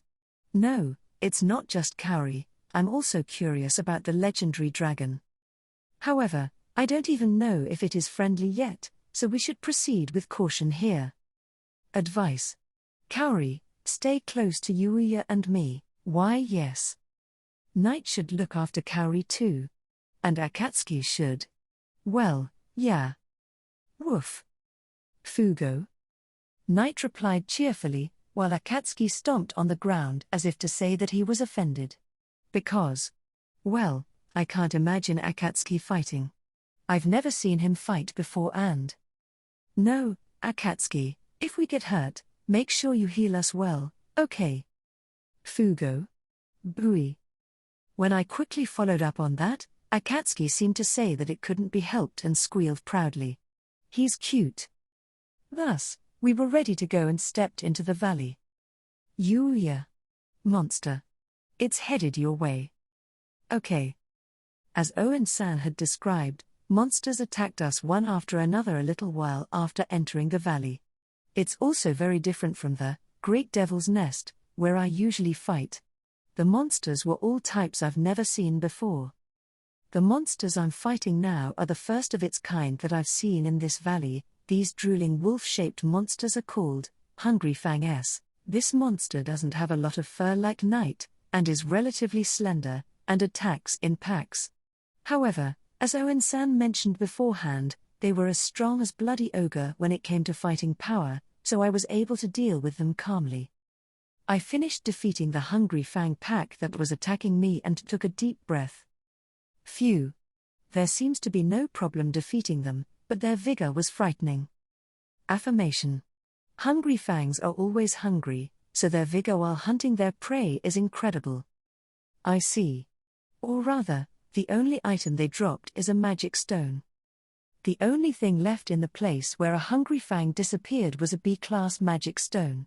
Considering that I got the armor I'm wearing now and other things from the Bloody Ogre, it's not entirely worthwhile to hunt it, even if it's the same rank. There's always a lot of items that dropped until now, so I feel so disappointed when I don't get them like now. Denial. There's always something wrong with Yuuya when it comes to dropped items, eh? Is that right? Every time I defeat them, the enemy usually drops an item of some sort. No, I guess the rare drop items don't drop very often though. As I was picking up the magic stone and getting bored, Kaori, who was being protected by Knight and Akatsuki, approached me. Thank you for your hard work. I'm sorry, I couldn't do anything to help you. No, don't worry about it. We decided to have you be protected in the first place. Affirmative. Don't worry about it, Kaori. We each have our own strengths and weaknesses. Thank you very much. Saying that, Kaori lowered her head. Even so. It's hard to believe that Yuti used the power of the evil to attack us a few days ago while she showed such compassion towards Kaori. Well, Kaori also took care of Yuti on Earth, so I guess that's why she opened her heart. Whatever the case, it's a good indication, considering how Yuti said she would kill humans. Now, it's been a little while since we entered the valley. Shall we take a break and have a meal? It's an unfamiliar place, and I think it's best to take a break early. I agree. It's important to be careful. Yes, I think that sounds about right. Not only Yuti and Kaori, but also Knight and Akatsuki responded to my words, so I once again activated my teleportation magic and was ready to return to the Sage San's house when Yuti suddenly stopped me. Yuuya. Suggestion. Let's have lunch here. Reason. Eating in nature, very good. It's so nice here. Just like Yuti said, as we enter the valley where the legendary dragon is set to sleep, which is surrounded by steep rocky mountains on both sides, the area around the valley part was blessed with nature. Filled with plants that I had never seen even in the Great Devil's Nest, with a lot of humidity and moss due to the river flowing through the valley, it was such a place. If we're talking about being in the midst of nature, the Great Devil's Nest is also sufficient. Still, it is certainly not possible to have a meal near a flowing river in the Great Devil's Nest, like in this valley. I wonder if it would be okay? You see, don't you think the smell of the food will attract the monsters? Don't worry. We can handle them. If you're still unsure, I'll set up a barrier now. When I couldn't help but respond to Yuti's strange statement, Yuti was in a daze, as if she was looking into the distance. And then, I can see it. What did you see? Not responding to my words, Yuti immediately held up her bow and released a large number of arrows into the sky. Now, we'll be fine. What? I couldn't understand the meaning of her actions since it made no sense, and I could only be confused. It's not just me, but Kaori and the others as well, each of them looking at each other, unable to ascertain what Yuti's intentions are. Then Yuti noticed our confusion and explained. I can see the future. Huh? Of course, it's not perfect. But it's highly accurate. So I just shot it beforehand so the arrow will strike the prey just as it is coming out, according to that prediction. Kaori was speechless at Yuti's blunt words. That's right. Yuti was able to do such an outrageous thing. That's why she was able to predict that rebar would fall on the heads of the mother and her baby when we went shopping for clothes. No, it's not all about predicting the future. What does she mean by shooting an arrow ahead of time to match that predicted future? But when I think about it, I suddenly recall the time when I fought Yuti. I received such an inexplicable attack. When I fought Yuuya, I also used it. Look. As Yuti turned her gaze to the forest bushes, Kaori and I followed her sight in that direction too, and suddenly a hungry fang, which we had just fought, came charging in from there, drooling. Whoa! Being caught off guard completely, I hurriedly tried to raise my weapon, but an arrow struck the hungry fang between its eyebrows, even though Yuti hadn't moved. Then, hungry fang turned into a particle of light and disappeared. This is the barrier. It was seriously unreal. No, really, any existence that bears the holy title is beyond common sense. No, it seems that Yuti isn't an official holy but a disciple. But if this is done by a disciple, and that's even more extraordinary. Once again, as I trembled at Yuti's extraordinary ability, Yuti looked at me casually. No worries. Now we can eat delicious food in this place. Yuuya, cook. Yes. In the meantime, thanks to Yuti, I start preparing the food without any trouble, so I activate my teleportation magic again and connect the distorted space to my house. Of course, all the cooking and such are done on Earth, so I would have to go back anyway. But I can handle that on my own. Now, what should I make? For some reason, when I thought of food to eat outdoors, either barbecue or curry came to mind, so I decided to make curry this time. When I finished making it quickly and returned to the valley again, Knight and Akatsuki were rolling one of the large stones which were scattered around. When I looked closely at it, I saw that Kaori and the others had prepared a simple table and chairs using these stones. Thanks for the preparation. No. The cooking was left up to Yuuya-san after all. We should at least do this. Kaori smiled as she said that, and then she noticed the smell wafting from the pot in my hand. That smell is curry. Yeah. I don't know what to make, but when I think of food outdoors, curry comes to mind. Well, at the field trip the other day, I didn't expect to be tasked with cooking curry, and I also didn't think I would have to procure the ingredients as well. I agree. For a picnic, it would be sandwiches and onigiri, rice balls, but for a camping trip, it would be curry. Curious. I've never smelled anything like it. This smell, it makes me hungry. Yuti, who had never heard of curry, was curious about my pot and rubbed her belly as she described her thoughts. It's true, curry smells appetizing, doesn't it? I'm hungry, too, so I quickly poured the curry onto the plates I brought with me and served it. Yuti looked more and more interested in the curry in front of her. The color, too, is strange. Can we really eat it? Of course. It takes a little bit of courage. But it smells delicious. It's true that the color of curry, for those who don't know, well, it's a pretty challenging color. It's not a problem for us who are used to eating it. But when Kaori, Knight, and Akatsuki began to eat, Yuti finally seemed to have made up her mind and took a bite. Ha! And as her eyes widened, she looked at Kaori and me with an excited look. This is delicious. It's so good. Is that so?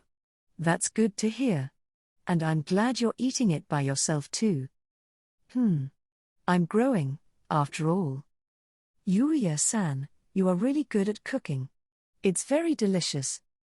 The curry was well liked by the two of them, but let's just say all I did was cut up vegetables and stew them with a commercial Japanese curry powder. Well, I'm not making it with one kind of curry powder, but a mixture of two kinds of curry powder, so it might taste a little different. I didn't have that luxury before, but now that I've gotten money by converting things from the other world, I've expanded the scope of my cooking, or rather the things I can do. Wagyu. Woof. Fugo. Fugo. Knight and Akatsuki were also enjoying their curry, so it's a relief. As I watched everyone else eat, I brought my portion curry to my mouth and nodded once. Yes, it's delicious. As we were each enjoying our curry in this manner, I suddenly realized something. It was so delicious that I had forgotten all about it, but the smell didn't attract monsters or anything, does it? Despite Yuti's barrier, it's still okay, right? Whoa. Question mark. Buoy. The voice, or rather a roar of something that didn't seem to be from a monster, rang out. Then, just before the roar reached us, it seemed that some kind of light flooded out of Akatsuki as if the sanctuary skill had been activated, but there was no time to check it. That roar shook the surrounding trees and the ground, and caused the river's water to splash loudly. The mysterious roar made us drop the curry in our hands involuntarily, and we covered our ears and held our heads up. As we desperately endured the sound, the impact eventually subsided. We started to move, checking it out. What on earth was that noise? Unknown. But it's unusual. Even though I had my ears covered, I was still shaken up so much that my head was buzzing. Kaori, are you okay? Why, yes. Somehow. Because, Akatsuki-san helped me. Buoy. As I thought, it looks like I wasn't mistaken about Akatsuki activating the sanctuary skill. Yuti, Knight, Akatsuki, and I can withstand it since we have some abilities, but Kaori is different. However, it seems that Akatsuki recognized that, and reduced the damage by applying the sanctuary skill to Kaori. Thank you, Akatsuki. It was helpful. Buoy. Akatsuki nodded as if to say that it was obvious, but it actually helped Kaori. Besides, it's cute to see Akatsuki looking so high and mighty like that. The curry we were eating was totally ruined, but the portion in the pot still looks like it's safe. Regret. In front of the curry that had fallen to the ground, Yuti muttered that in a sad voice. And what was that noise earlier? It's not a normal sound by any stretch of my imagination. At any rate, the ground and the trees were shaking, some of them couldn't withstand the impact of the roar, and there were even trees that were snapped off. It really helped that Akatsuki used sanctuary on Kaori. If it weren't for the sanctuary skill, Kaori would have been returned to Sage San's house for sure. Once everyone was confirmed safe for now, I had to think about the sound from earlier, but that's when Kaori opened her mouth. Well, that sound. That sounded like some kind of cry or a roar to me. Roar. Roar, you said? Could it be? I had a horrible feeling about it, and suddenly a floating sensation came over us. Huh? What's going on? The ground was shaking even more than before, and I noticed that, with each impact, we were floating off the ground. Just like me, whose face turns blue, Yuti also noticed something and muttered in dismay. This is unpredictable. I couldn't see it. Barrier, it doesn't do any good. It's an arrow that Yuti predicted the future and released before, but it doesn't help the situation that's happening now. Because Yuuya san. I've already guessed everything, but I can't move now. Because as the approaching sounds and impacts got louder and louder, I couldn't stand properly. The dragon. Astonishing. This dragon looks exactly like the dragon from the old storybook. I turned around fearfully and saw in front of me a mouth shaped like the dinosaurs I've seen in movies and books. The deep purple of the scales gave the dragon a fascinating air at our first encounter. The appearance of the dragon, which had a somewhat sharp impression, was very majestic. As I was about to be blown away by just his breath, my eyes met with the owner of that mouth. I was interested in the dragon himself, but I couldn't do anything about it now that he appeared in front of me, and this is no ordinary dragon by any stretch of the imagination. Because the size of him is strange. He's big, too big. He was as large as a skyscraper that's lying on the side. Because of his size, his body was completely hitting the rocks on both sides of the valley, but it might have forced its way to pass through since even that rocky hills had been scraped away and were crumbling. Everything was outside of the ordinary. Not only the size of him, but also the atmosphere, everything was overwhelming. Even Yuti, who is stronger than me, as well as Knight and Akatsuki were stiff and unable to move. And ooh. The dragon in front of me raised his head high in the heavens and once again let the roar that we heard earlier. In the face of such a ridiculous situation, I had only one thought. Yes, I'm going to die. Because no matter what comes to mind, it's impossible. No, I originally hadn't planned on fighting, as Owen-san's request was only to investigate. But we ended up encountering him. As my mind went blank and I couldn't let my voice out, I suddenly heard a voice different from the bellowing I heard earlier. Hey, you puny human over there. Part 2. Hey, you puny human over there. Huh? I looked around hurriedly as I suddenly heard an unknown voice, but there was no one around who seemed to be the owner of the voice. It seemed that not only me but also Yuti and the others could hear it as well, and they all had puzzled expressions on their faces. As we were all looking for the owner of the voice, we heard the voice again. As a puny human, how dare you ignore me? Eh? I didn't think it was possible, but I looked up at the dragon's face. I was looking up towards the sky until my neck hurt. Could it be? You're speaking? Indeed. I'm talking to you. The dragon is talking. What is it, you lot? Is it such a strange thing for me to speak? I wasn't expecting him to really be able to talk, so I reacted in this way. No, it's because this is the first time I've encountered a dragon, so. Humph, I don't want to be compared to those dragons around here, but I can certainly understand and speak your language. Do you know what that means? Huh? That means why you've worked hard to learn the human language, right? What kind of apprehension is that? For some reason, the dragon was tsukomiing at my words. No, because. That's the only thing that comes to mind when being asked if I know what that means. That means that if I can understand your words, I can understand all the insulting things that you humans have said about me. I see. What a lack of response. Then, what should I say? Because I by no means have any intent to make fun of the dragon in front of me. Seeing the exchange between the dragon and I, Kaori was shaken up. But for some reason, Yuti looked at me as if she wanted to say something to me. What? Is my reaction that strange? It's not that I couldn't stand the stares by everyone, but for now, I'm going to ask the dragon a question. Can I ask you something? I heard you were asleep at the beginning, but is there any reason why you woke up? Where did that panic of yours earlier go? I felt better after that conversation got derailed. So you're a big shot, huh?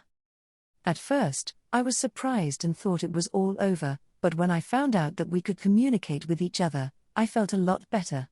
If this dragon had intended to kill or eat us in the first place, we wouldn't be here talking right now. Well, that's okay.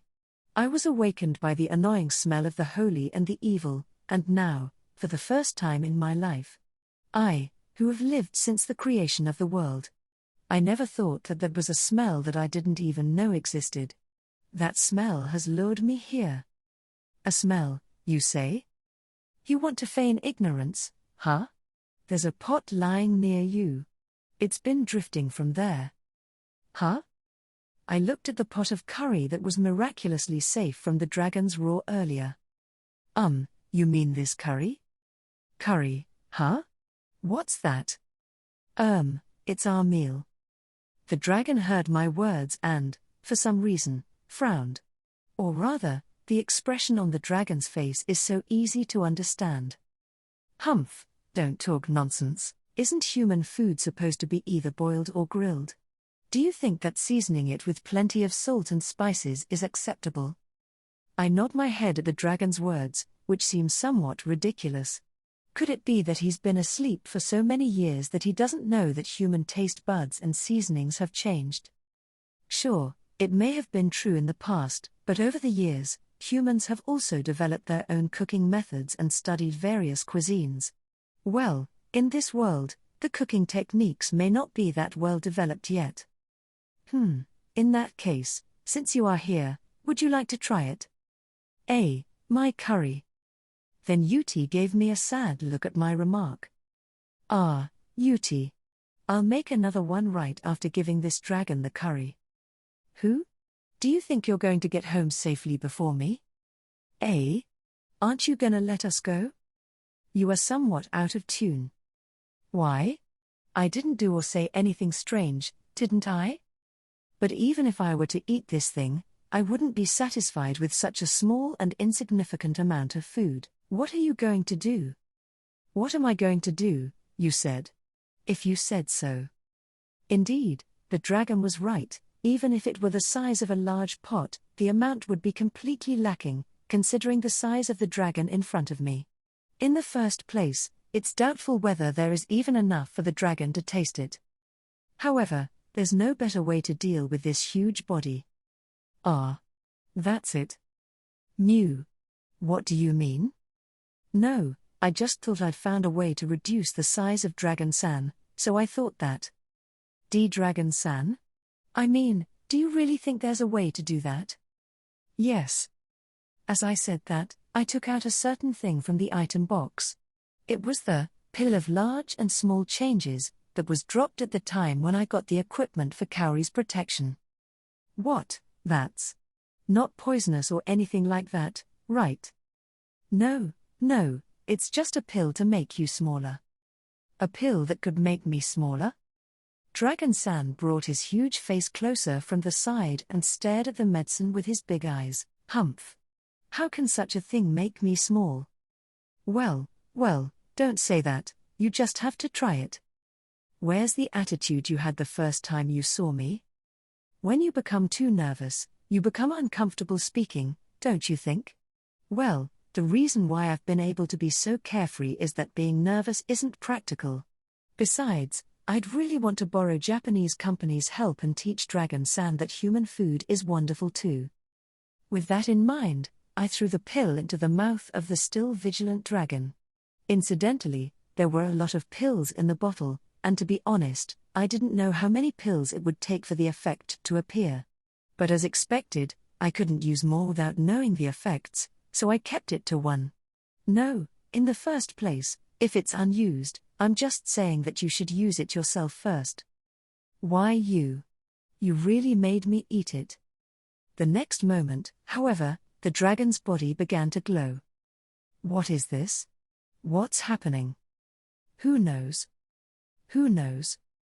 Well, maybe it's like a sign that it's going to start shrinking now. When Dragon-san is panicked at the strange phenomenon of his body, Kaori, who has been watching the course of events until now, asked anxiously. What an amazing light. But is it okay? I think it's going to be okay. When I got the item, the description didn't mention anything that looked like a side effect.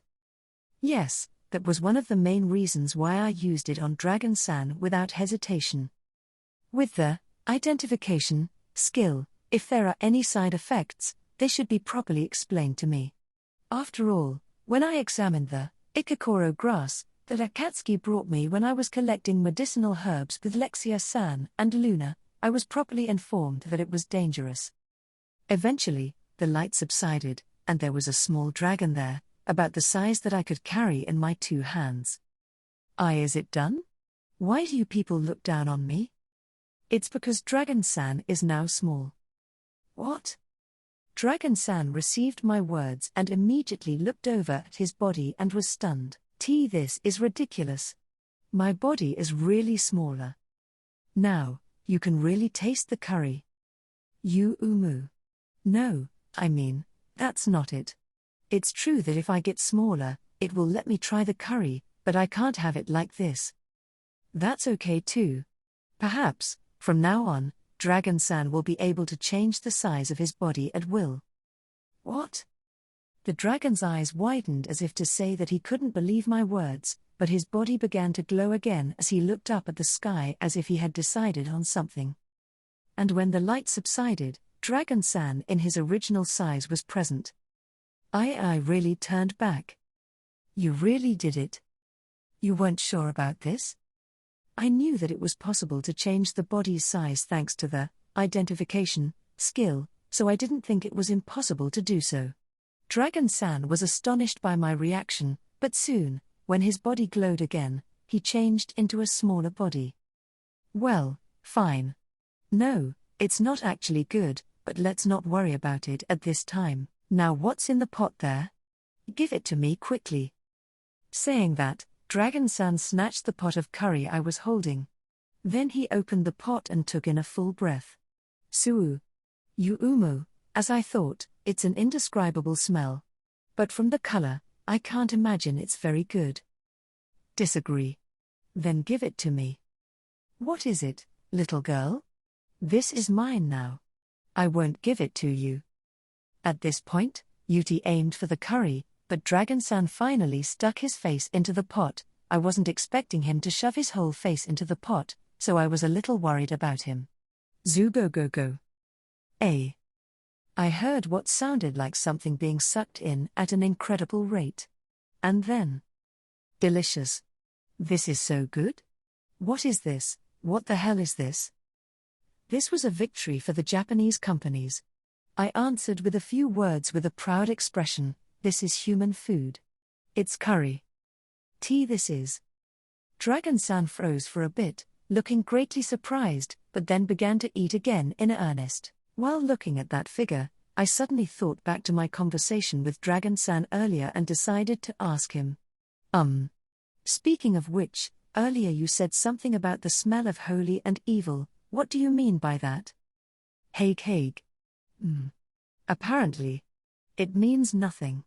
The disgusting smell of holy and evil began to fill the world, so my nose woke me up even though I didn't want to. They're spreading disgusting smells. Could it be that Master and the others are causing this? I'm not sure what to say to that fact, and as he ate, he moved his nose around and smelled us as well. I think I can sense some of that smell from the little girl there and from you as well. You guys have a bit of a strange smell. The little girl smells like a mixture of holy and evil. And from you, it's... As he was about to say that much, Dragon-san stopped eating his curry and opened his eyes. Ah, ridiculous. Why do you smell like that guy?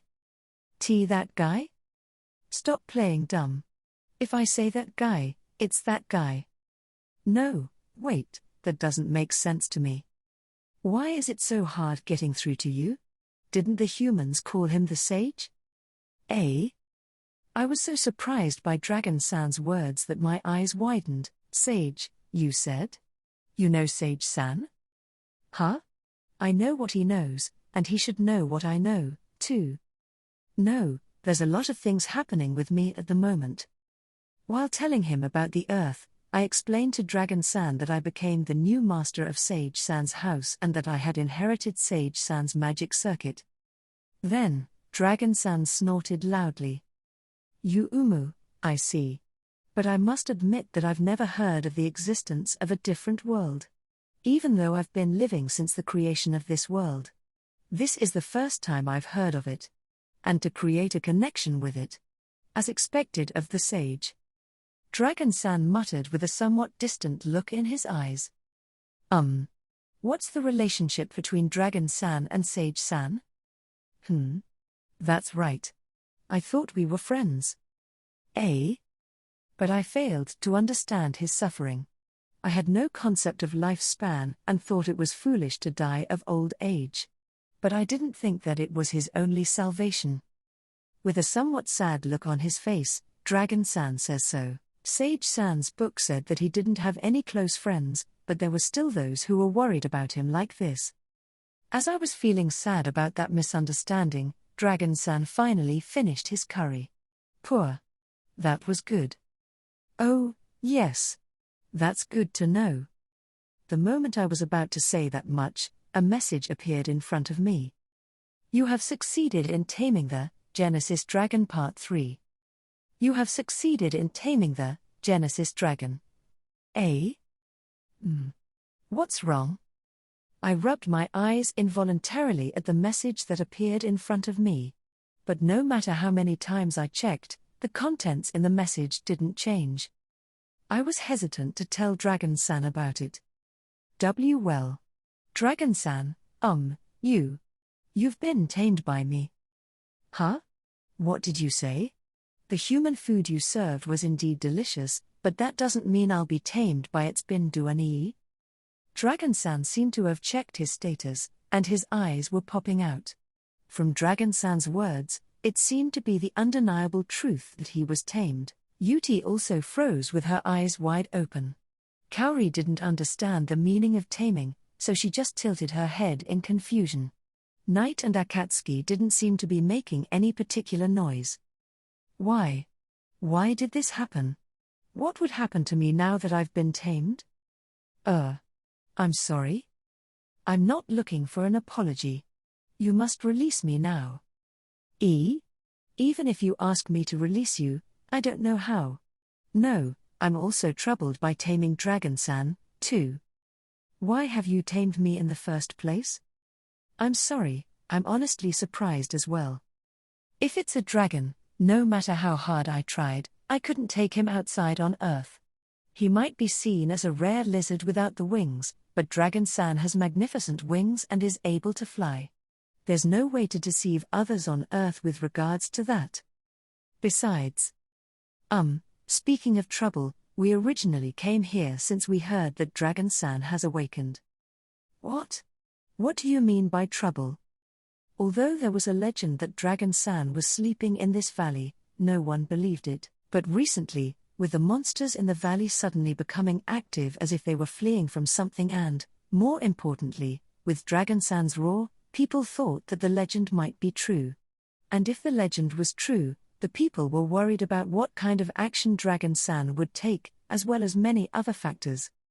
Humph. Well, it can't be helped if they don't know about me nowadays. After all, it's been thousands of years since I had last been awake. Thousands? Yes. I'm sure that it was the smell of holy and evil that has awakened me, but as you can imagine, sleeping for so long makes me hungry. That is why I ate the monsters which were reasonably close by. And then the other monsters fled from me. I see. There were many things I wanted to say, but the most important part was that this happened after thousands of years, so Sage San was a person from at least thousands of years ago. It's no wonder that people didn't know about him like Dragon San. Although the impact of Dragon San's words was huge, it's difficult to comment on Dragon San's behavior, especially if it seemed to be a bother. Dragon San looked unperturbed and laid down. Humph. So what are you going to do now? Well, I've tamed you, for now, so I thought I should give you a name. You're starting with that? No, it's important too, but personally, I feel that calling you Dragon-san will be just fine. That's no good. If you're going to give me a name, it should be a cool name that's befitting of me. Since Dragon-san asked, I was thinking of ideas for his name again. But rather, is he already accepting that he was tamed? No, it seems much worse. I looked at Dragon-san again and thought. Dragon-san is a majestic figure worthy of being a legendary dragon. His scales are a mixture of deep purple, black, and vermilion, which creates a feeling of luxuriousness. Then how about Uma? Uma? Yes. How should I say this? From Dragon-san's appearance, the word Umegatoki just comes to me. T/N, Umegatoki means twilight, or the time for disasters, similar to the witching hour but not midnight. Whether Umegatoki is in the evening or not, that's the kind of color I am reminded of, so I just explained. Then, Dragon-san mumbled the name I suggested and nodded his head a few times. Uma. Uma. Huh? It's good. I'm Uma from now on. Ah, yes. By the way, what is your name? Although I'm still reluctant, you've at least become my master. Is it not strange to not know your name?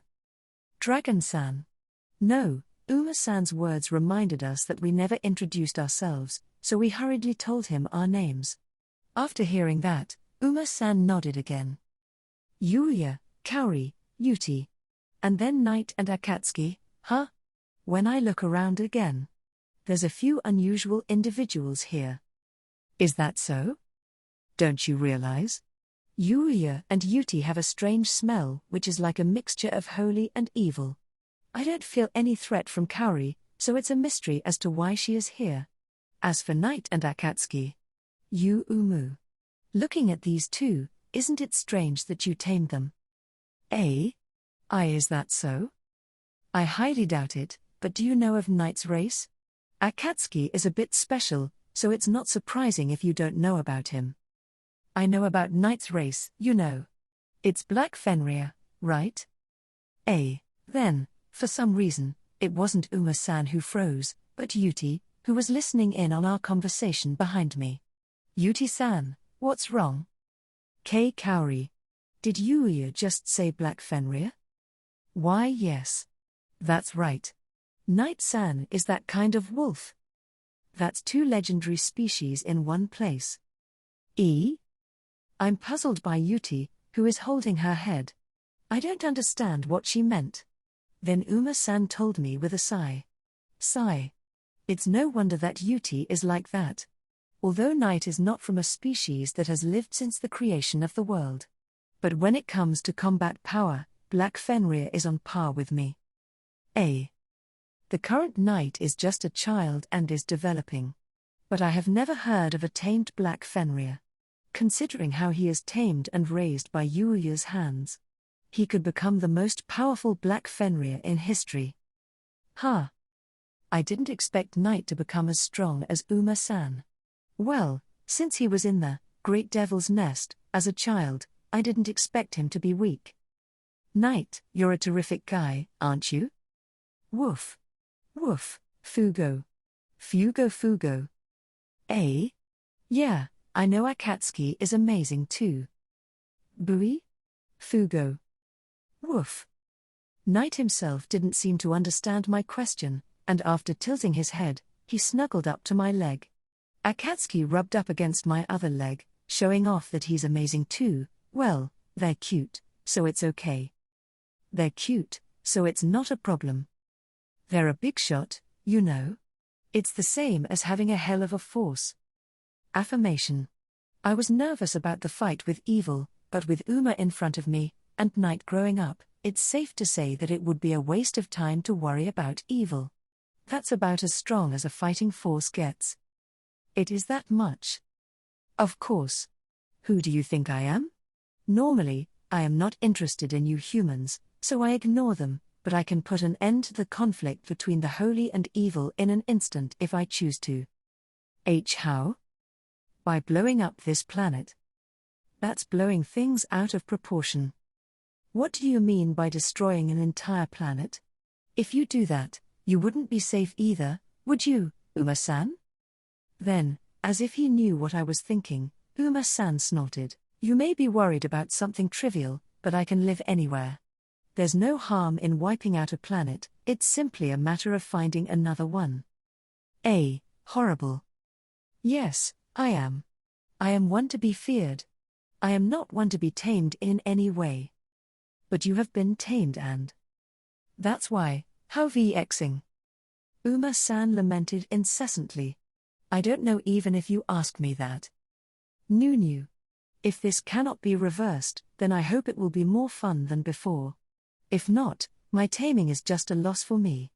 Yuuya, can you satisfy me?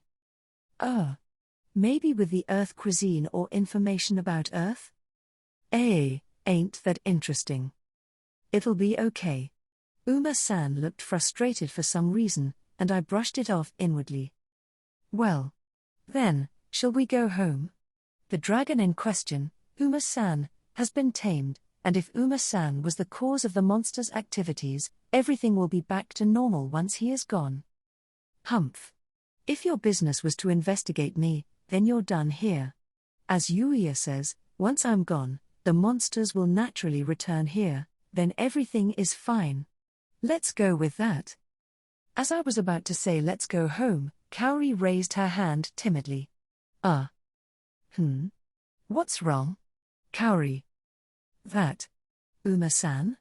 However, we were asked to investigate the problems, and of course, Uma-san is the cause of all these problems, right? Well, I guess so.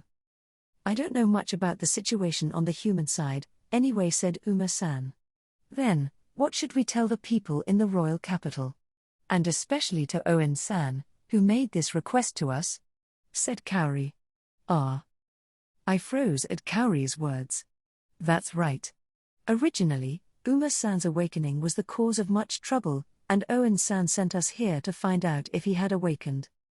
But the most important thing here is that I can't simply say that I took the legendary dragon back with me, can I? What should we do? Well, I guess we'll just have to be honest with him. That's right. I don't know what the reaction will be. But I can't fool him, then I'll just have to be honest. Just when I think we can finally go home, a new problem comes up. But there's no point worrying about it, so I'm dragging my heavy feet to return to the capital. Yuuya Dono. Can you repeat it?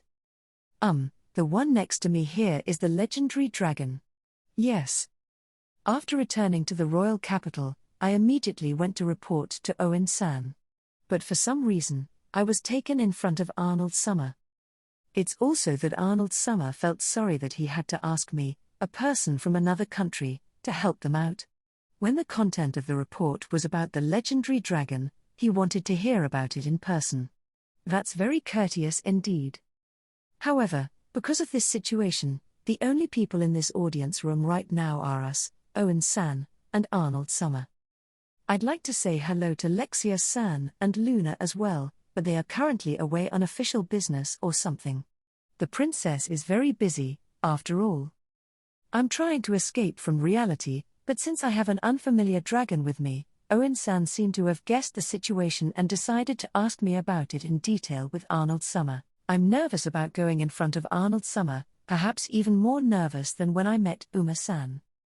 It might lead to misunderstanding if I left the situation up to their interpretation, so I honestly reported it to them. As expected, both Arnold Summer and Owen San ended up with headaches. Although I was concerned about Arnold Summer and the others, Kaori was also very nervous because she was in front of the king. I wanted her to relax somehow, but in front of Arnold Summer was just. On the contrary, Yuti, who had previously attempted to kill the first prince, Rhaegar Summer, was just standing absent-mindedly and did not feel any tension. As I was pondering what to do in this somewhat chaotic atmosphere, Uma-san, the center of this case, opened his mouth as he laid on the ground annoyed. What, human? What is so strange about this me being tamed? No. That's not what. Of course it's strange, said Owen-san. Owen-san tried to butt in Uma-san's good mood, and Uma-san didn't expect to be cut off here and was confused. I don't understand it either. But I can't do anything about it because I've been tamed just like that. It's not me who's strange but him. I was just making a curry. What's to blame is the human food that tastes so good. It's not my fault after all. No, the curry isn't wrong either. Well, that's okay. So, what should I do? What should you do, you ask? Arnold Summer replied to my question with a twitch of his cheeks. Well, this uproar was caused by Uma-san. And it was this dragon. What? I didn't do anything wrong. But you shouldn't have caused trouble for other people, should you? I am a dragon, I don't give a damn about human circumstances. You can communicate with both dragons and humans, so you need to be a little more considerate of their situation. Nunanu. As I explained that to Uma-san, Owen-san and Arnold Summer looked at us with distant eyes. Owen. Did my eyes get screwed up? The legendary dragon is being preached. No, Your Majesty. It's real, it's okay. I am also confused at what I see. Right. Wait, who are you? I am Yuti. You Yuti? Owen, do you know who she is? Well. It's hard to explain, I guess you could say. King. Do not worry about the details. You seem very familiar. Yuti, you stay away, my apologies. She's somewhat out of touch with the world. No, I mean, she's quite spirited. Anyway, isn't the legendary dragon supposed to be bigger? I can't imagine him raising a roar that could make the whole castle tremble from a small body like that. I had no idea that he is the legendary dragon until I led them here, but Yuuya Dono said he had an item that allows one to change the size of their body at will. Yuuya Dono, who on earth is he actually? It's one question I'd love to know the answer to as well. While Uma-san and I were still discussing, Arnold Summer let out a sigh and continued. So, what do you think we should do? Well, first of all, it would be impossible to eliminate him. Why, you're right. I'm not sure of his abilities, but if the appearance of a mere dragon can cause the majority of our troops to be lost. In addition to being able to communicate with us, he has been alive since the creation of the world. The longer a dragon lives, the stronger and more powerful it becomes in terms of both its magic and its body. No matter how you look at it, this is not something that a country could take on. If that's the case, I'd like to keep Yuuya Dono in this country. It's not easy. Yuuya Dono is obviously a foreign nobleman or royalty. We really have no choice. No, Yuuya Dono can be considered to be a benefactor for Rhaegar and myself. That's why it's best to not ask for cooperation by force. If a country hostile to ours could control the legendary dragon at will, there is nothing we can do about it. Yes. I'm very grateful to Yuuya Dono for helping us with this incident. No, I don't know if Yuuya Dono's country is friendly to us or not, but at least Yuuya Dono is very friendly. To Lexia. Don't trigger your doting parents' foolishness here. But I do think we'll have to leave it all to Yuuya Dono. From the beginning, Yuuya Dono is outstanding in terms of individual capabilities. It wouldn't be a surprise if a dragon that could easily destroy the country joined as his companions after all this time. Otherwise, it would be impossible for him to continue to live in the great devil's nest.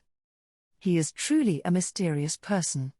The only option is to surrender or be destroyed if the legendary dragon attacks. It is useless to think about it too much. Yuuya Dono. Yes? I was in a heated discussion with Uma-san about not bothering humans. Unexpectedly I was approached by Arnold Summer. I mean, what am I doing, neglecting the king like that? I won't be executed for impoliteness, will I? Arnold Summer opened the discussion in a dignified manner to me, who was inwardly scared. Yuuya Dono. Regarding that dragon. I'll leave everything to you, Yuuya Dono. We cannot make this matter about the dragon public. So I'm sorry that I cannot reward you for your investigation. Of course, we do not demand anything from you either, that's why we leave this up to Yuuya Dono. Leaving everything up to me? As I was puzzled by Arnold Summer's words, Owen-san also chimed in. Yuuya Dono. I'll tell you clearly.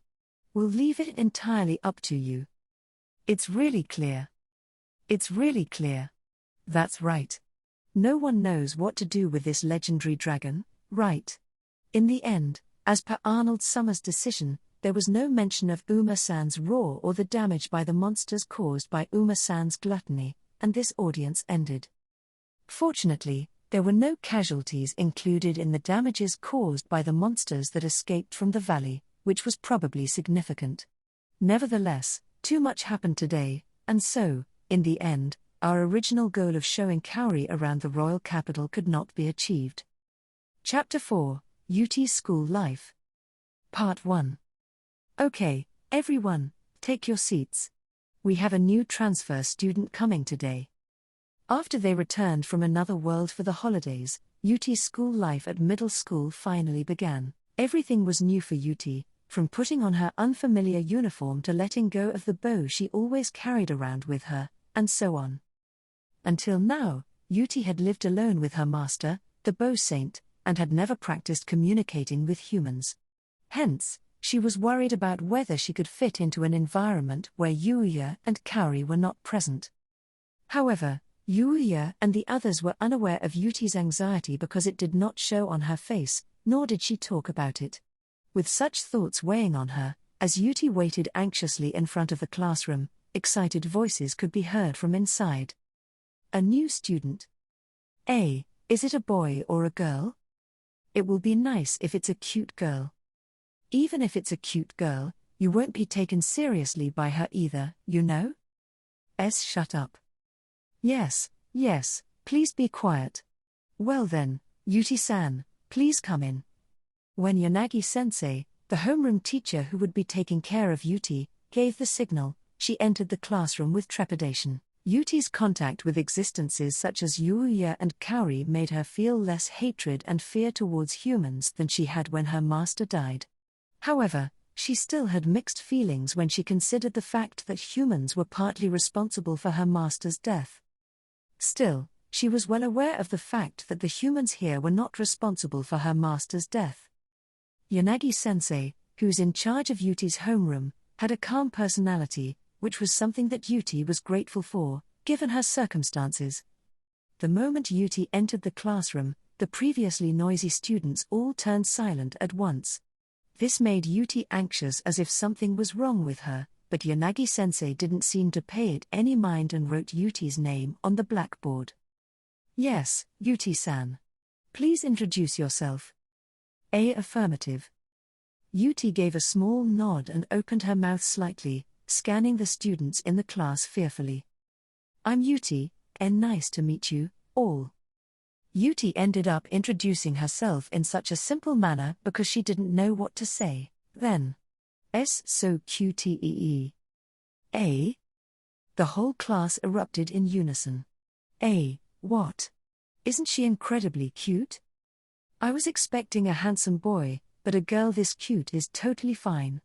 I'd rather it not be anyone than this girl. She looks like a doll. Yuute, right? Are you a foreigner? The unexpected reactions of the students left Yuute utterly confused. Until now, she had always solved her problems by force, and Yuti didn't know what to do in this situation where her power was ineffective. Besides, Yuti was not used to being welcomed so favorably in the different world, where human beings would not interact in such a way without caution. Yes, everyone. Yuti-san is feeling troubled. If you have any questions, please do so during the break. Sensing that Yuti was uncertain how to react to this reception, Yanagi-sensei put a stop to the students' commotion, and turned to Yuti with a gentle smile. Then Yuti-san, you can sit in that vacant seat. Okay. When Yuti got to the seat shown to her by Yanagi-sensei, she took a breath, then a girl sitting next to her spoke to Yuti. Hey, Yuti-san. I'm Haruna. Nice to meet you, okay. And nice to meet you, too. Yuti was surprised to be approached so abruptly, but Haruna's cheerful atmosphere eased Yuti's nerves a bit. Yuti successfully finished homeroom and started the classes, but a big problem remained. It was confused. I can't understand them. Since Yuti has never studied before, it was only natural that she could not solve even simple problems. Fortunately, Kaori taught her about writing and other things in this world. She also acquired the skill, language comprehension, so she can speak, read, and write without problems, but she struggled in other areas. Although Yuti stumbled academically, she showed her true potential in the following physical education class. In class, the girls were playing basketball, but Yuti didn't understand the rules. Haruna. What's wrong? Yuti-san. Therefore, when she gathered up the courage to talk to Haruna, who was seated next to her, Yuti asked her about basketball. Unknown. I don't know anything about basketball. Really? You mean you've never played it before? Affirmative. I've never seen it before either. Hearing Yuti's words, not only Haruna but the girls nearby were dumbfounded. Why you don't know basketball? Is there such a country? Then, I'll teach you. Fortunately, no one made fun of Yuti for not knowing basketball, and everyone was kind enough to teach her. After listening to the conversation, Yuti understood most of the basketball rules and picked up a basketball that was lying nearby. Confirmation. I have to put this ball through that net. Is that correct? Yes, that's right. Can I throw it in from anywhere? Well, yes. But as expected, at this distance is. Yuti lightly jumped up on the spot and threw the ball in the direction of the faraway basketball net. Then the ball went through the net in a straight line without missing a beat. As soon as the ball landed harmlessly on the spot, Yuti turned around to confirm with Haruna, is that correct? However, no one could respond to Yuti's question. Not only the girls, but also the boys who were also taking a class in the gym, and even the teacher opened their mouths in astonishment at Yuti's physical prowess. What's wrong? What was that just now? Yuti-san, is this really your first time playing basketball? Affirmative. No way. Yuti did not know the rules of any sports on Earth, let alone basketball, but no one would believe it after seeing her movements. First, Yuti would confirm the rules and such, and from then on, the actual game will be played. Yuti-san. 3 points again. As a disciple of the Bow Saint, it was no more than a child's play for Yuti to put the ball into an immovable target. The net. Whenever she took a shot, the ball went in.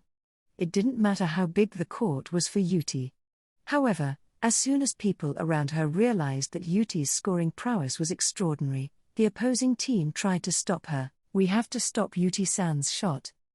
Don't let her shoot. If she shoots it, it will go in.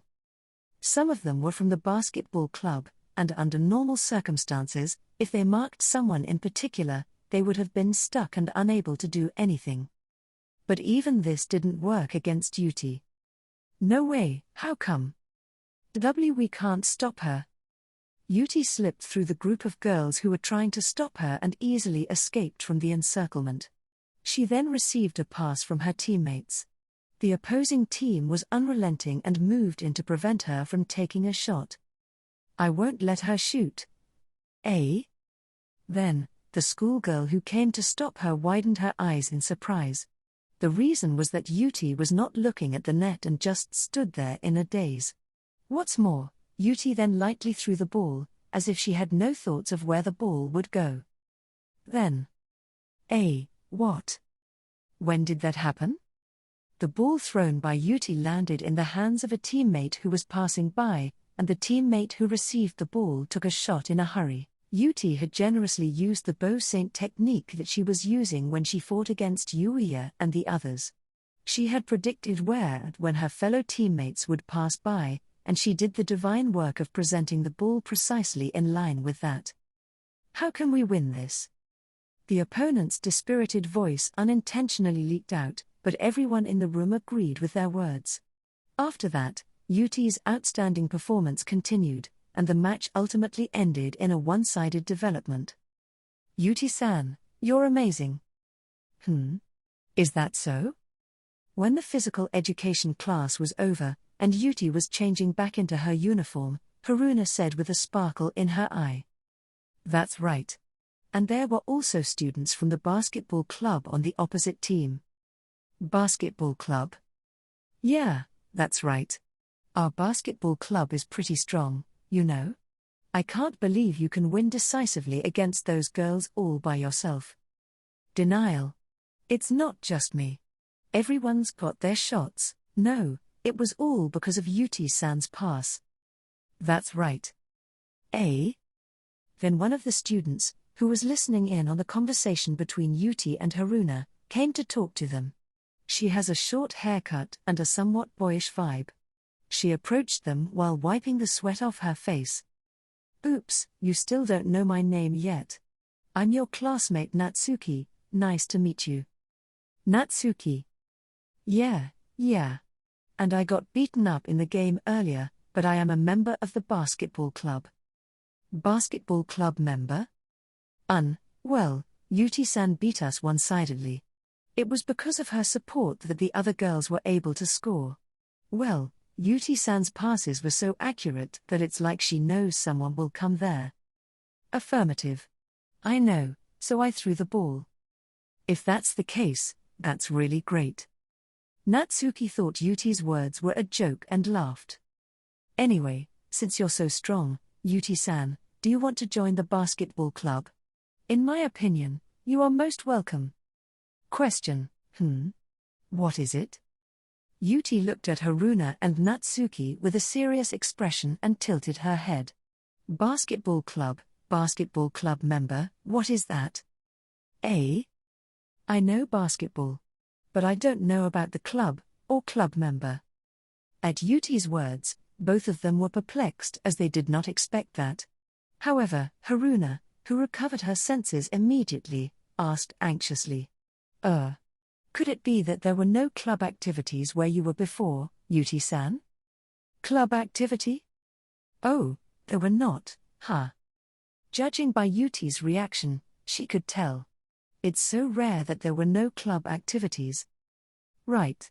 It's more like, I can't believe there wasn't a basketball club with such a gem of a person, it's such a waste. At Natsuki's words, not only Haruna, but the other girls who were listening around nodded in unison. Unknown. What is this club activity? I don't know what to say about club activities, but I guess it's more like a group of people who get together after school to do sports and other activities that they want, with a similar goal in mind. Difficult to understand. So, do I have to be in a club? Not that you have to, but is there anything you want to do? Affirmative. Yuti nodded in agreement, as she suddenly remembered that she has not touched a bow in this world. Bow? Maybe you mean Kyudo or archery? T/N, Kyudo is Japanese archery.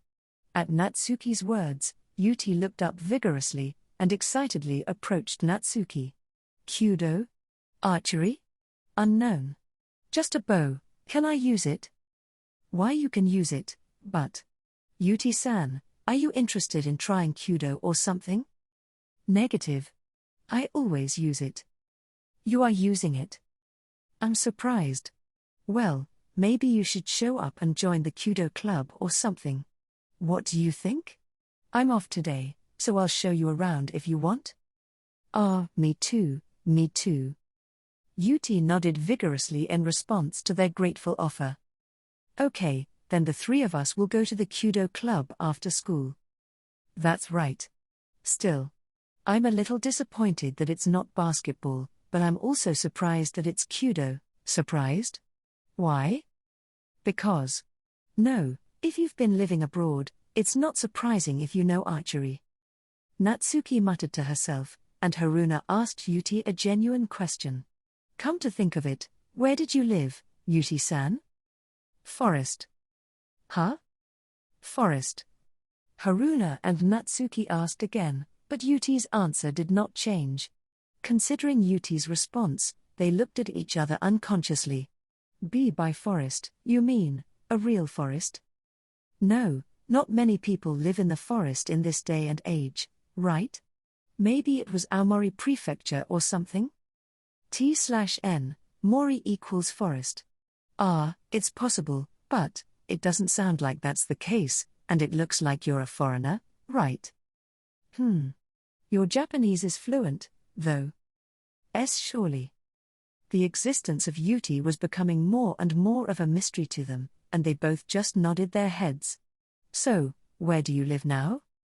Yuuya's house. Huh? Yuuya's house. Again, not only the two, but everyone who was present was silent. Haruna, who immediately came to her senses, asked fearfully. Wait a minute. Is Yuuya someone we also know? In our school, there's a very famous person with the same name. Unknown. But he's in the same school. I think it's called high school. By the way, what's his last name? As I recall. Tenjou. And again, silence. And then. Huh? A scream echoed through the women's locker room. No way. Yuti-san, you live with Tenjou-senpai? No, what kind of relationship do you have with Tenjou-senpai in the first place? Being alone with Tenjou-senpai. I'm so jealous. The barrage of questions that followed made Yuti's eyes go black and white. Did I say something strange? No, it's not strange or anything, but. Is that strange? That's not the point, it's the fact that you are living with Tenjou-senpai. What does that mean? Unknown. Not sure. But I'm in Yuuya's care. You are not sure?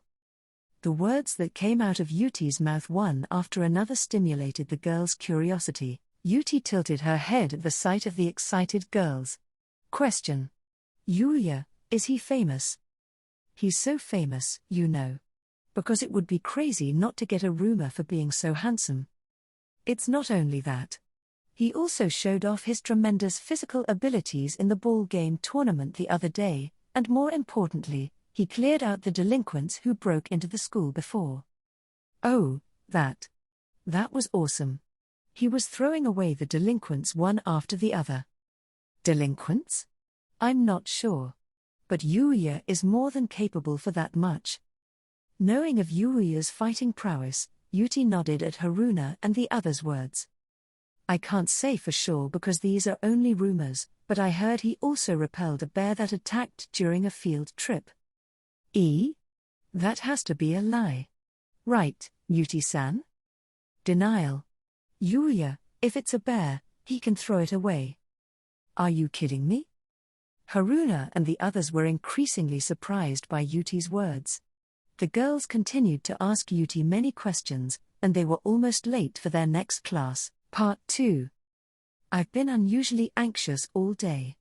The reason for this was. Speaking of which, I hear an amazing girl is joining the middle school. Hair, is that so? She's a foreigner, and now she's the topic in the school. Yes, it's about Yuti. While we're on break, Rio was telling me the rumors about Yuti, but from my standpoint, I couldn't help but be at the edge of my seat. She didn't make any big mistakes, did she? Everything's okay, right? In addition, I'm wondering if Uma-san, who is currently at home in this world, is behaving properly. I managed to explain the situation to Owen-san and the others and brought him home without any problems, but Uma-san is a dragon that is considered a legend in the other world. He would not care about human common sense. Moreover, Uma-san was not happy at first, but his eyes sparkled when he saw the food I had prepared, the tools of earth, and so on. And he finally admitted that I had tamed him. However, the most memorable part of the exchange with Uma-san was going back from the capital, and he saw Sage-san's house. This house would be safe, even if I were hit with a full-fledged strike. That Gaia is the same as always. I mean, his very existence itself is no longer relevant. Sage-san, you are being recognized as an irregularity by this legendary dragon.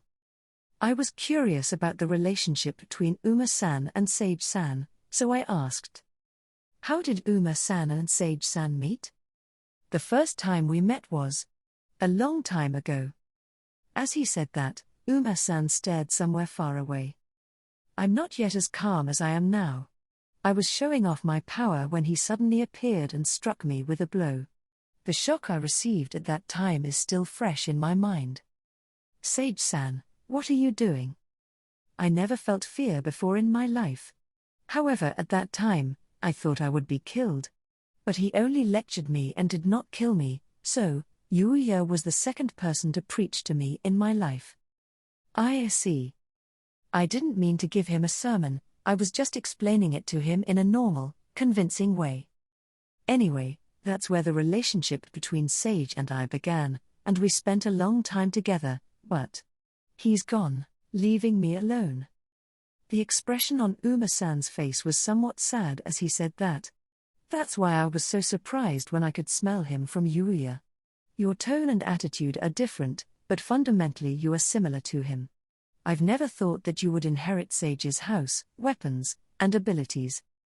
Uma-san, who was about to say that much, widened his eyes when he noticed something. Could it be that he had foreseen this to send me a new friend? That's impossible. But it's that guy we're talking about. Uma-san? I called out to Uma-san, who was lost in his thoughts, and started mumbling something in a small voice, but Uma-san went directly into Sage-san's house. I wonder what's on his mind. Anyway, thanks to Uma-san, I've gotten to learn about Sage-san a little bit more, and now I understand that he's, as expected, an extraordinary being. But when I think about it, there were shoes in Sage-san's house, which were not made from Uma-san's hide, but from the dragon god. Uma-san's evaluation of Sage-san was not exaggerated. I wonder who he really is. I had been restless all day given the many situations. I felt sick to my stomach just when Cade approached me vigorously. Yuuya-kun. Why, yes. Is it true that you live with the new student at the middle school? Oh. I was so concerned about the other world's information and Yuti's uncommon physical abilities that I had completely lost my mind. Therefore, I couldn't react immediately to Cade's words. Involuntarily I froze, and Ryo's eyes widened as well. Yuuya, is what Cade says true? No, that's... Well. Cade, who was approaching me with such vigor, put pressure on me. How should I respond to this? To begin with, how do I explain my relationship with Yuti? As I was frantically thinking of an explanation, I noticed that the hallway was noisy. Not only me, but Ryo also noticed this and turned his attention to the hallway. What on earth happened? The moment Ryo looked towards the corridor, Shingo-kun came in from the corridor, looking flustered. Yuuya-kun. You know, that new student is calling you. Hair. As I let out a dumb voice at the unexpected turn of events, Yuti walked into my classroom from behind Shingo-kun. Found. Yuuya, there you are. Yuti. When Yuti spotted me, she came toward me without paying attention to her surroundings. Question. What? I can't help but answer spontaneously since she asked in such a straightforward and natural way. Prevention. Yuuya, you stopped me from carrying a bow. But in today's physical education class, when I said I wanted to use a bow, Haruna said there was the Kudo club. Anticipation. I wanted to go. Is that okay? I'm just saying it's not safe to carry a bow around with you on a daily basis. If you want to go to the Kudo club, I think it's fine. Exclamation mark really? No reason for me to lie about it, you know. But if Yuti joined the Kudo club, I'm sure she would play a big part in it. Then Yuti gave an unusual little smile, and I froze in place when I saw it. Gratitude. Yuuya, thank you. Why yeah. Leaving. Then, I will go now. I think I might be sweating a bit, so prepare for my bath, okay? Bye. After saying just that, Yuti left at her own pace. And the name Haruna was mentioned in Yuti's words earlier. I wonder if she made a friend without any trouble? As I was relieved to hear Yuti's situation, I turned to Cade and the others again. Well, it's about my relationship with the transfer student, right? No, you can't fool us anymore. Right. Of course, if we called each other by name right in front of them, we wouldn't be strangers, would we? I gave up and began to explain, choosing my words as clearly as possible. That girl before is called Yuti, and she's the daughter of an acquaintance of someone that I'm indebted to. Well, that acquaintance had an accident and thus the person I am indebted to had asked me to take care of her because he was busy, or something like that. I don't know if such an explanation was acceptable, but this is the limit of details that I can provide. In fact, although Yuti is not the daughter of the Bow Saint, it seems that they were like parent and child in a sense, so there's no problem in referring to Yuti as the child of the Bow Saint.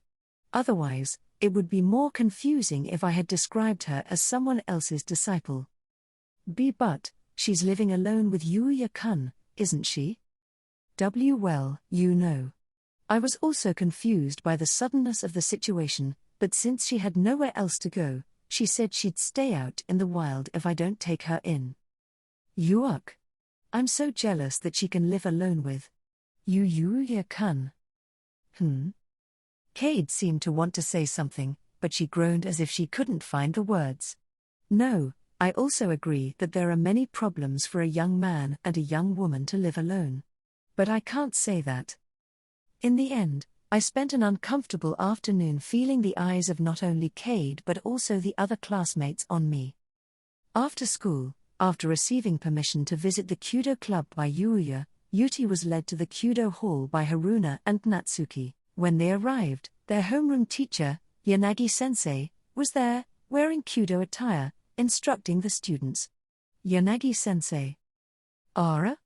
Haruna-san, Natsuki-san? Why are you here? When she was called, Yanagi was momentarily surprised to find Yuti behind Haruna and Natsuki. Yuti-san. Are you perhaps interested in Kudo? It seems like it. But listen, sensei. In physical education class today, we played basketball with Yuti-san, and she was so strong that no one was able to keep up with her, including me. Surprised at Natsuki's words, Yanagi-sensei's calm and gentle eyes widened. Ara, is that true? If that's the case, shouldn't she be joining the basketball club? I know. But it is up to her to decide what club to join. Right? Yuti-san. Yuti-san? Haruna and Natsuki called out to Yuti, but Yuti didn't hear their voices and her focus was drawn to the students who were shooting arrows. At that sight, Yanagi-sensei laughed. Ara, Yuti-san seems to be quite interested in archery. What do you think? Do you want to try to shoot it once? Yanagi-sensei handed Yuti the bow and arrows she was holding, and Yuti finally returned her gaze there and looked at the bow and arrows. When Yuti received them, Yanagi-sensei immediately tried to teach her, but then, Yuti-san. Before shooting it, you need to wear something that makes you comfortable to move. Unnecessary. Eh? Yuti ignored the words of Yanagi-sensei and walked forward slowly, entering the place where the students had just finished shooting. The students who were practicing were surprised to see Yuti and were wondering about what was going on, but Yuti didn't seem to care and stared at the target in the distance and asked Yanagi-sensei behind her. Question. Should I aim at the middle of that target? Why, yeah. It's the target, but it is not so easy. Yuti drew the bow before Yanagi-sensei could finish her words and shot an arrow out carelessly. Yuti shot it in her usual way, which ignored the 8 stages that Kyudo was based on, but the result was clear. The arrow shot by Yuti pierced the middle of the target set directly in front of them, and the people around were all silenced by the sight of it. However, Yuti did not seem to mind at all and continued to shoot arrow after arrow. Wait, Yuti-san. With Yuti's sudden actions, Yanagi-sensei hurriedly tried to call out to her, but her voice did not reach Yuti's ears. And so, Yuti's arrows, one after another, struck the middle of the target in rapid succession, creating a large number of jointed arrows where the arrowhead pierced the previous shot. But that wasn't enough. Yuti enhanced her focus, and as she entered her own world, she fired off arrows continuously. Amazing. I never thought of hitting the center so precisely like that. Isn't it crazy? Hey, look. The back wall is. Are you kidding me? The students who were watching Yuti's performance noticed a problem and began to buzz. It's because the arrows shot by Yuti finally shattered the target and began to penetrate the wall behind it, and then, Haruna and Natsuki, thinking that this was a bad thing, rushed in to stop her. Yuti-san, Yuti-san. Stop, hey, stop. Ha! Haruna and Natsuki's voice finally reached Yuti, as she decisively fired one last arrow to a place where there was not even a wall anymore. After finishing, Yuti turned to Yanagi-sensei and the others with some excitement. Satisfied.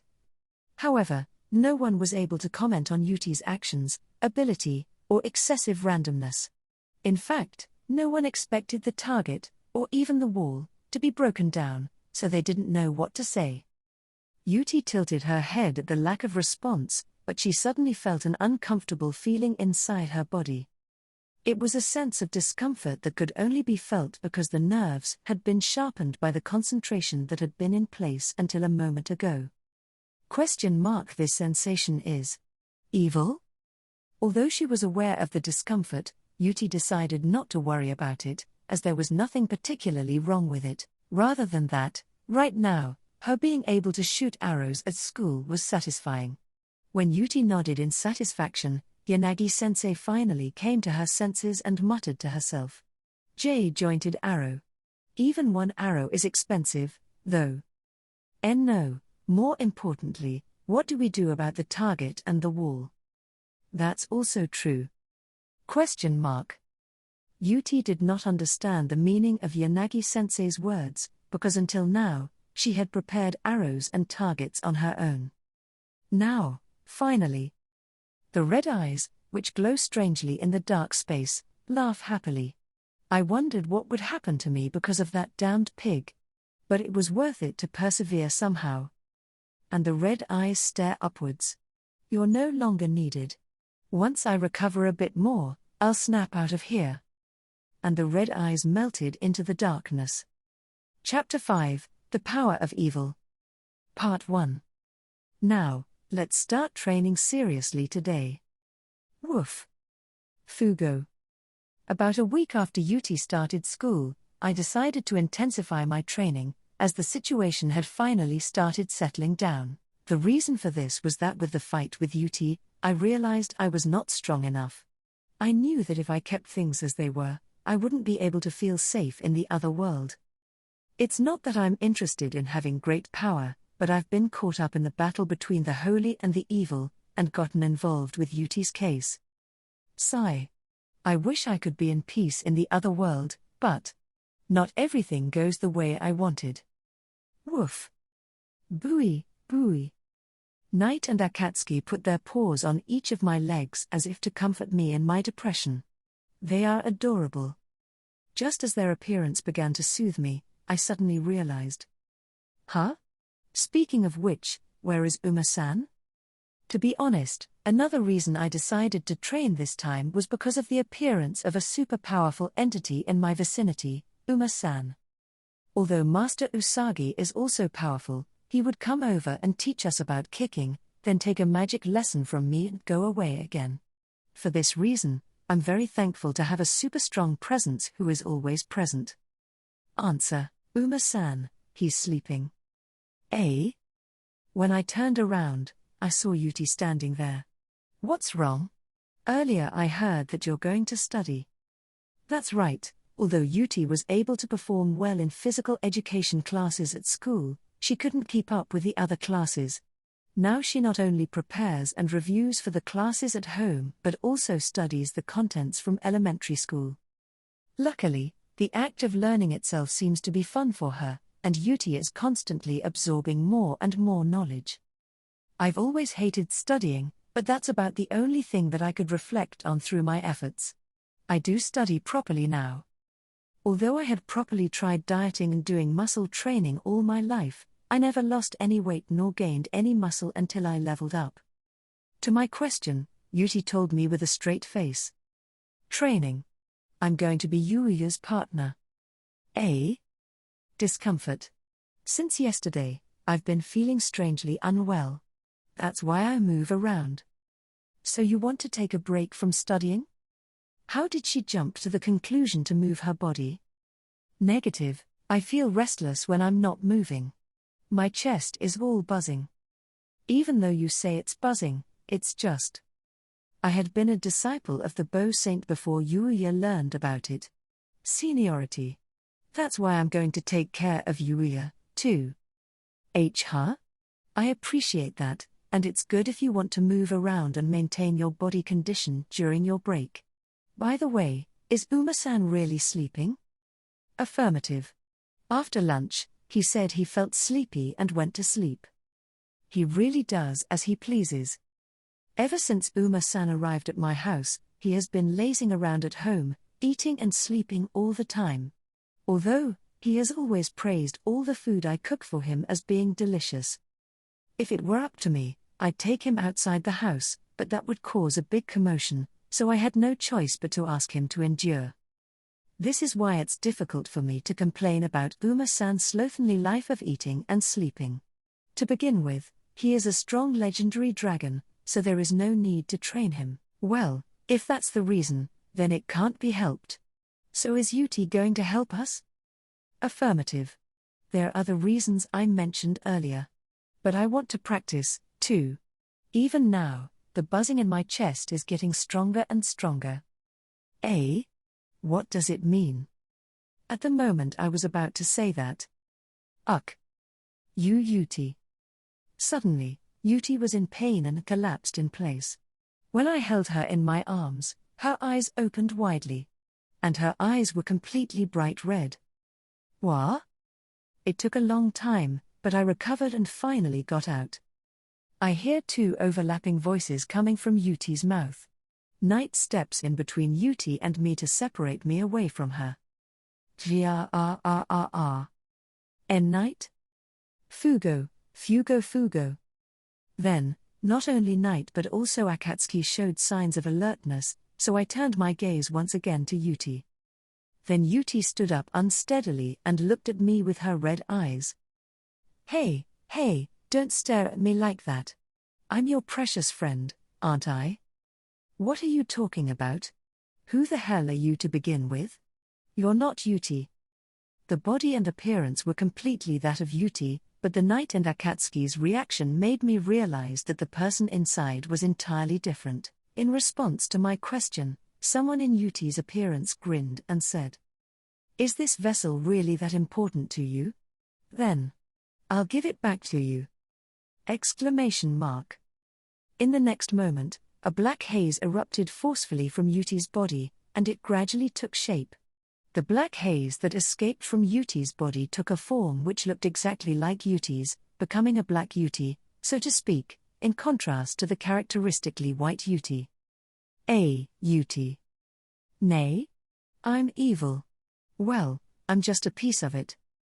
Whereas Yuti had characteristic white hair and white eyes, the black haze that escaped from Yuti's body was similar to Yuti in shape, but the hair was black, and the eyes were red. When the black haze the evil had escaped from Yuti's body, Yuti suddenly lost her strength and collapsed on the spot. Yuti. Oops, it makes me sad that you are ignoring me. With a grin, the evil in Yuti's appearance produced a bow from its body and shot an arrow at me. Uck. Woof. Fine. That blow was comparable to Yuti, the disciple of the bow saint, and if I had continued to stand there in a daze, I would have been killed. However, the evil looked down at its own hand bitterly. TSK. It's already made me so exhausted with just one attack. I've got to find the next host as soon as possible. A new host? My guess is that this black haze is the evil power in Yuti's body. As for why it came out of Yuti's body, I suppose. Why are you coming out of Yuti's body now? Oh, of course, that's because she's no longer useful, you know? No longer useful? Yeah. She was pure and full of dreadful negative emotions. You guys have ruined it, you know. That's why I waited to recover my powers and came to seek out a new host like this. The evil laughed and stared at Yuti, then produced an arrow in its hand and aimed it at Yuti. Well, let's get rid of the unnecessary stuff quickly. Ha! I won't let you. I instantly equipped my Bloody War Demon series, with the effect of Bracelet of Replacement, in an instant. While at it, I also took out my Omni Sword, and immediately activated my Magic Attire. I was able to instantly move between Yuti and the evil. Then, after catching the blow from the evil, I cut at it immediately. That attack was easily avoided. But Akatsuki was waiting for it and activated his Sanctuary skill. Bui. Ha! You succeeded when I was still inside that immature host, but it's not strong enough to deal with me, a pure piece of evil, pig. Bui? Woof. What's more, as Akatsuki was shocked that Sanctuary didn't work, the evil shot an arrow at Akatsuki. As such an attack is unavoidable for Akatsuki, I hurriedly tried to rush over to him, but Knight, who was waiting nearby, instantly took Akatsuki in his mouth and left the spot. Woof. Fugo. Buiai. Woof woof. Akatsuki, who was now somehow safe, thanked Knight, but he was depressed that his Sanctuary didn't work. Thus Knight comforted him. I was also surprised to find that Akatsuki's Sanctuary failed. But, from the word of the evil, it seems to be related to the host or something, if the immature host it described was Yuti. I think Akatsuki's power could keep it in check when it's inside a host, similar to the time when it was in Yuti. If so, the evil in front of me now couldn't be suppressed unless it is inside someone's body. As I was thinking about this and that, and the evil glared at Yuti again. TSK. I thought about destroying this useless vessel as soon as possible, but it would be a waste of my energy to do so. Then I guess I should get out of here quickly. What? Do you think I'll let you go? Hey, are you trying to beat me? That's... To be honest. I mean, it's pretty tough. I have already used the Magic Attire technique a while ago, so there is no other way to catch it off guard. Besides, if it's true that it has stayed in Yuti's body, it should have some idea of my moves. I couldn't answer its question, and as it had implied, this was the only answer. Its smile deepened. Humph. Then, I will quickly get out of here and seek out a more suitable host. Wait. At this rate, the power of the evil is really going to escape. There will be more people like Yuti who will be corrupted and run amok. That has to be stopped at all costs. As soon as I thought of this, I naturally replied. Then use me. Woof. Bui? Who? At my suggestion, the evil gave a wicked smile that lived up to its name. Sure, I was watching from inside Yuti, but you're that rabbit's apprentice, aren't you? You looked pretty strong and... The stronger the host, the better. Well, whether you can fit in or not is another matter. As the evil stared at me to observe me, Knight and Akatsuki seemed agitated at my suggestion, but I did not say that without a plan. If a host is greatly affected by this evil power while it is in the host, I thought that by putting it in my body, it could be suppressed by Akatsuki's sanctuary. But my plan seemed to be noticed by the evil as well, and the evil deepened its smile. By putting me in your body, you're planning to suppress my power with you. But, even Yuti couldn't hold me down, nevertheless.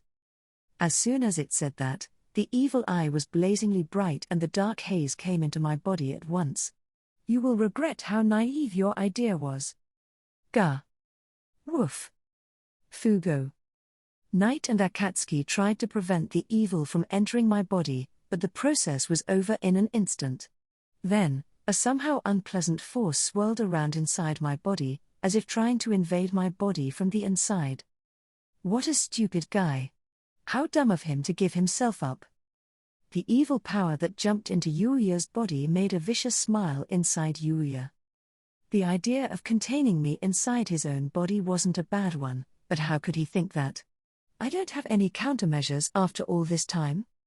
Not only was the evil power restored while inside Yuti's body, it also took measures to avoid repeating the same mistake the next time. Well, there is a limit as to what I can do. If his very soul is dyed black, he might die. As the evil power said, if Yuuya's soul itself had become pitch black due to the influence of the evil power, then purifying it with Akatsuki's sanctuary would end up erasing Yuuya's heart itself. Now, let's dye this guy's soul black right away. While licking its own lips, the power of the evil reached out to Yuuya's soul. But... what's this? The power of the evil couldn't help but shout. Because... what the hell is this? I've never seen a soul like this. It's all white. There is not a single black stain. What am I supposed to do with this? It's also unexpected for the evil. There was not a single black stain in Yuuya's soul that could be used as a catalyst to influence it. No way. I can't do anything with this. In order for the evil power to corrode the heart of the other party, the soul of the host needs to contain dark factors. In order to turn the soul dark, negative emotions are required in order to instigate corruption. But Yuuya, who is gentle in nature, has no negative emotions. So to speak, he has no factors for the evil to manipulate. Therefore, the evil can't touch Yuuya's soul devoid of any dark elements. This can't be happening. I have to get out of here quickly. The evil power desperately tried to escape from Yuuya, but the surroundings were as blank as Yuuya's soul, and it found itself trapped without a way out. Oh, hey, are you fucking serious? The evil was dumbfounded and realized that its power was nearing the limits. I can't do anything about this. Haha, how can there be such a person? The evil was unable to do anything inside of Yuuya and gave up powerlessly. Part 2. Huh? Woof. Fugo. The evil entered my body and the dangerous presence swirled within my body, but it subsided in an instant. And the next thing I knew, nothing happened. I had Akatsuki remain on standby with sanctuary, in case something went wrong. Maybe. I don't need it. That's right. I can't believe there are people like you in this world. God damn it. Eh? Suddenly, I heard the evil's voice from earlier, and I hurriedly looked around, but I could not find it. Then suddenly, I felt as if the inside of my body was being struck. What is actually happening? That's because I'm here. Inside of me? That's right. That's right. I'm the one who let it into my body. I'm kind of scared. Would you mind if I ask Akatsuki to use his skills to purify you? I don't want that. Why should I choose to disappear voluntarily? Well, no one wants to disappear, do they? I don't know if I can call it a person though. While I ponder about that, the evil shouted in a shifty manner. I thought I would take over your body from your soul, but I couldn't do anything with a soul that didn't harbor any negative emotions. I'd rather be inside that woman lying there. Right. Yuti. The evil's words reminded me of Yuti's condition, so I rushed over to her. After a short groan, she quietly opened her eyes. Where is this? It's in my house garden. Are you okay? Affirmative. My body aches a little. But I feel better than before. Yuti inspected her body as she struggled to stand up on her feet. Then, when I explained to her about the events with the evil that had just occurred, she said, "Understood. The black mist, a piece of the power of evil. I wanted to take revenge on the evil, and the evil sensed it, so it came out of my body." I see. Question. Is that power inside you now? Well, yeah. When I answered, Yuti's eyes widened, and then her expression immediately clouded. Worried. Are you okay? She looked up at me with a somewhat anxious look. I wish I could reassure her, but to be honest, I don't know. There's nothing unusual at the moment.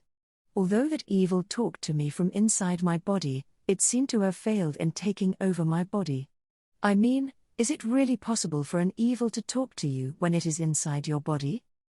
Affirmative. I heard that voice all the time, too. I kept hearing that voice telling me I should take revenge on humans, that I should hate them, etc.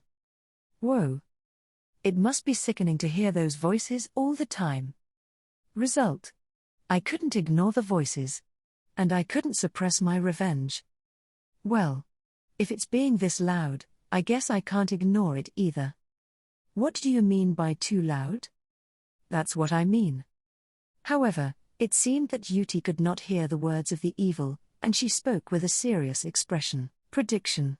It has been inside of me for a long time. Perhaps that's why it took on my shape. It is now inside Yuuya. It will call out to you. I see.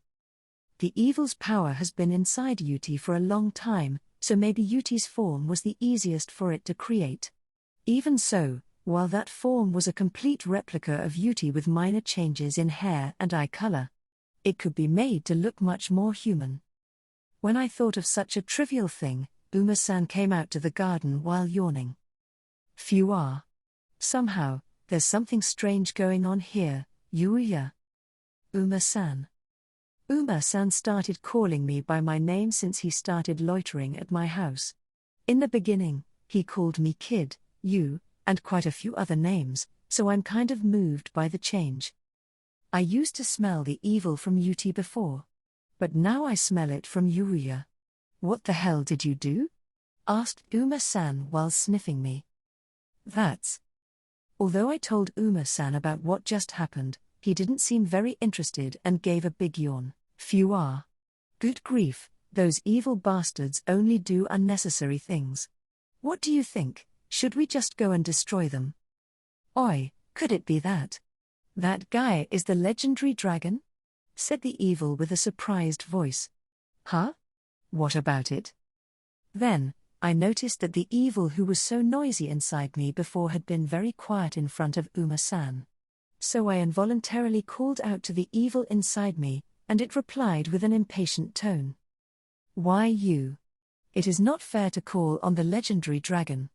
Or rather, the legendary dragon really exists? Not fair, you said. Well, I can only say that it does exist.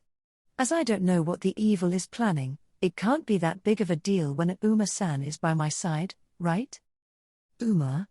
No one thinks that the legendary dragon actually exists? That's not surprising. We thought so too at first.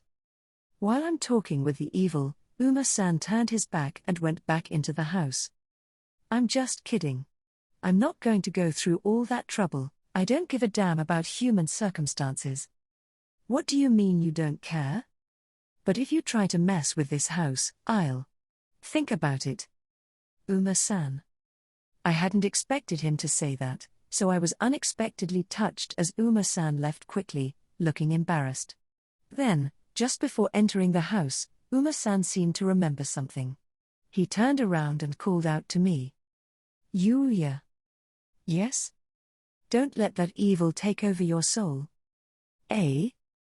If you're captured by it, you'll die. I will die? No, I know it's a dangerous power, but... While I was surprised, Uma-san snorted. Well, if you know how to use it, you can get stronger. At the very least, you should make an effort to use it to your advantage. After saying that, this time, Uma-san entered the house. I can use it, you said. How can the evil power be used to my advantage? Who would want to be used by you? Excuse me. Uma-san, this evil is. Yes, I understand. Of course, it'll be up to you, but it seems like some people can master it. Oh wow. To my surprise, the evil power seems to be something I can use at will. Even so, it's convenient in the sense that I can make it cooperate in a straightforward manner just by mentioning Uma-san's name. You're a demon. Or rather, you're a fraud. How can your soul be so white with that attitude? I don't know about that either. Putting aside the curses that the evil is spitting out, I asked Yuti. Uma-san said that I can learn to use the power from the evil. Do you know how? Unknown. I know how to activate it. But I can't use it. It's out of control. Then can you tell me how to activate it? I feel like it's better to know in case of an emergency. When the original owner of this evil power, the so-called main body, attacked us, I could do nothing with my current power alone. Therefore, it's important to know about this power to prepare for this threat in the future. And if the evil power inside me goes out of control, I might be able to restrain it with my own power. These days, in addition to the usual muscle training and practice with Master Usagi, I've been doing many things, like the magic attire. Now I'll even be adding another training to master the evil power. To be honest, I don't know how much time I have left today. But considering the events that occurred, I was indeed tired. Yuti was supposed to accompany me in my training, but I'm worried that having lost the evil power might affect her in some way, so I think we should just rest for the day. Just as we were about to enter the house following Uma-san, something suddenly fell from the sky into my garden. My garden had some kind of barrier put up by Sage-san, so whatever fell was supposed to be harmless to us, but... We were startled by the sudden intrusion, but when the dust cloud cleared, a familiar face appeared. Master Usagi. It's been a while. It was Master Usagi, who we hadn't seen for a long time. Master Usagi tried to approach us, but sensing that something was off, he distanced himself from me. Master Usagi. Answer me. Why is there a presence of evil coming from your body? I cringed from the tremendous killing intent from Master Usagi, but Master Usagi shifted his gaze to Yuti and gave her a suspicious look.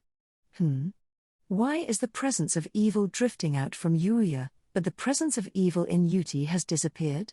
That's. I managed to endure the pressure from Master Usagi and explained what had happened. Then. You are the most idiotic person in the history of humanity. How can you offer yourself? I had no words to reply. When I thought about it, I could have done more. But the spur-of-the-moment decision to give myself up can be called a stupid move. But I didn't agree with being the most idiotic person in the history of humanity. Master Usagi sighed as he erased the intimidation he had been directing towards me. You haven't even mastered a single power yet, and yet you keep trying out new things one after another. You are absolutely right, sir, though what was unexpected was that the evil power that entered you couldn't do anything to you. This can be considered good news. If you can master its power, it will undoubtedly help you. But don't let it steal your soul. I'll be careful. I can't begin to imagine what kind of situation would let the evil power take my soul, but I'll be careful. As I was reminded of how vicious and difficult it is to handle this power inside, I suddenly asked something that caught my attention. Speaking of which, did you come here for something? Well, I had some business around here. So I wanted to drop by and check on you. Business. There's no need for you to worry about it. Just work hard on your training. Yes. I don't really understand, but if he says so, I shouldn't ask about it. Well, As long as Master Usagi was aware of the situation, there's probably nothing wrong. As soon as I came to this conclusion, Master Usagi turned his back on me. Well, sorry for the interruption. And then he jumped up into the air, and just like before, he used the air as a foothold and flew away. After leaving Yuuya's house, Usagi moved about in the sky above the great devil's nest for several days.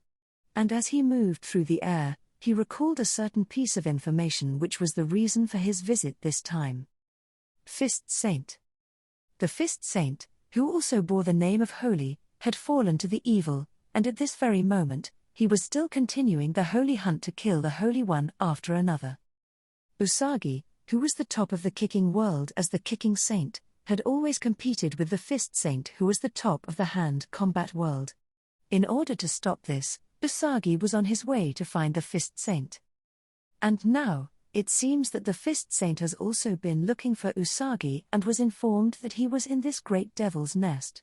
That's why Usagi spent many days looking around the vast land of the great devil's nest from the sky, searching for the Fist Saint. After moving around in the sky for a while, a tremendous killing intent struck Usagi suddenly. Ugh! In response to that killing intent, Usagi stopped abruptly by unleashing a powerful kick against the direction of movement to change directions in midair. And then he plunged at breakneck speed at the source of that killing intent. And then... Gilbert. Yo, Usagi. There stood the Fist Saint Gilbert Fister, with a fearless smile on his face. Chapter 6, Awakening. Part 1. Sigh. After the evil power had resided in my body, I began the training to master it, as Uma-san and Master Usagi had suggested. Of course, I couldn't neglect the other training I had been doing up until now, so I had to do them simultaneously. But that didn't help me improve much. Rather, there was not even a sign that this would even work. Puya. I can't use it at all. I can't get any stronger like this. When I muttered that to myself, the evil inside me called out to me in a mocking tone, It's just impossible for you, you know? Why? If it's because of you, then I'll tell Uma-san. Do not bring the legendary dragon into this right away. If you're going to play the legendary dragon, you should do so more sparingly. Even if you say so. And it's not my fault that you can't use this power, it's because your soul is too pure. Huh? What do you mean? That reaction is exactly what I mean. I don't understand. For the time being, the training to master the evil ended, and the next part was training with Yuti. After a short break, I called out to Yuti. I'm ready now. Roger. Just come at me whenever you want. The training with Yuti was to fight while maintaining my magic attire. And then, I'm coming. I sprinted ahead from the spot while equipping my absolute spear, and thrusted it out. Naive. Yuti lightly dodged the attack and proceeded to shoot a tremendous amount of arrows. Are you serious? I desperately dealt with it with my absolute spear, but each blow was heavy considering the arrows were made of wood, and I couldn't move forward from there. How about this? I rotated the absolute spear, with one hand above my head to prevent the arrows from raining down, and pointed my other hand at the ground. And immediately, while imagining the eye of a typhoon in my mind, I activated the magic. Just as I had imagined, the magic was activated as a violent wind blew around me. Thanks to that, the arrows were deflected, and I took this opportunity to close in on Yuti at once and threw the absolute spear at her. Furor. However, Yuti skillfully caught the attack with an arrow in her hand, deflecting the impact and parrying the attack. But the purpose of my attack was not to inflict damage using the absolute spear, but to create a momentary opening. Omni's sword appeared in my hand and I slashed at Yuti, who had shown an opening. Useless. You can't reach me with that. What? And then, Yuti sped up her actions further and escaped from my attack without difficulty. When it comes to evasion, Yuti, the disciple of the Bow Saint, was unrivaled, and I could not even get close to her. Although in the end neither of us fell, no matter how I looked at it, I probably lost. I was overwhelmed the whole time. As I sat down to take a break from the training, Yuti approached me. Yuuya. Not good. Yuuya, you're not serious. I think I was serious enough. Affirmative. That you are. What, Yuuya, you haven't used your evil power yet. Ah, yeah?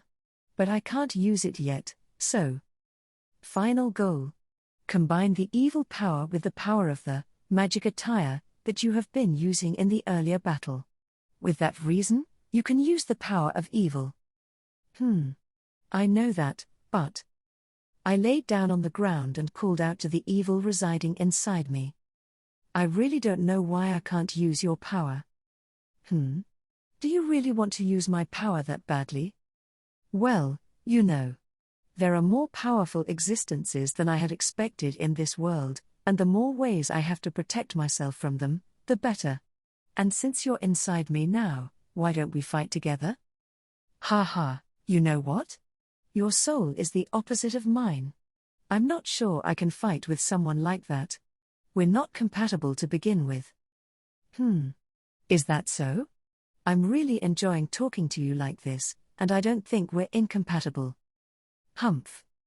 Hearing my words, the evil was silent for a moment and then opened its mouth again. I don't know, but I think it's not that bad to live with you either. After I obtained the evil power, I began to train to use it, and I spent some time with evil for a while. I noticed that it did not try to take over my soul whenever it had a chance, as it did in the beginning. On the contrary, it was interested in everything I did and even enjoyed the unknown world of Earth with curiosity. And it's not just you, it's this other world called Earth that I enjoy. I think that's also the reason the legendary dragon is attached to you, because he can see your world that we don't know of living in this world. It seems like the battle between holy and evil is just a small conflict. I wish your main body felt the same way. No, that's impossible. My main body is the accumulation of negative emotions from the world itself. Compared to that, I'm just a speck of dust, so it's relatively easy for me. It's not easy for me, though. I couldn't help but wish that the main body of the evil could be as reasonable as this one. Well, whatever. I'll leave it at that for now and go back. I've finished all my daily training. Affirmative. Rest is important. I was about to head back home with Yuti, as well as Knight and Akatsuki, who had been playing in the corner of the garden while we were training when it happened. Huh? Grr. What's wrong? Suddenly, Knight and Yuti stopped and looked sharply at the entrance of the garden. Then. What? A tremendous roar rang out near the house. What happened? Unknown.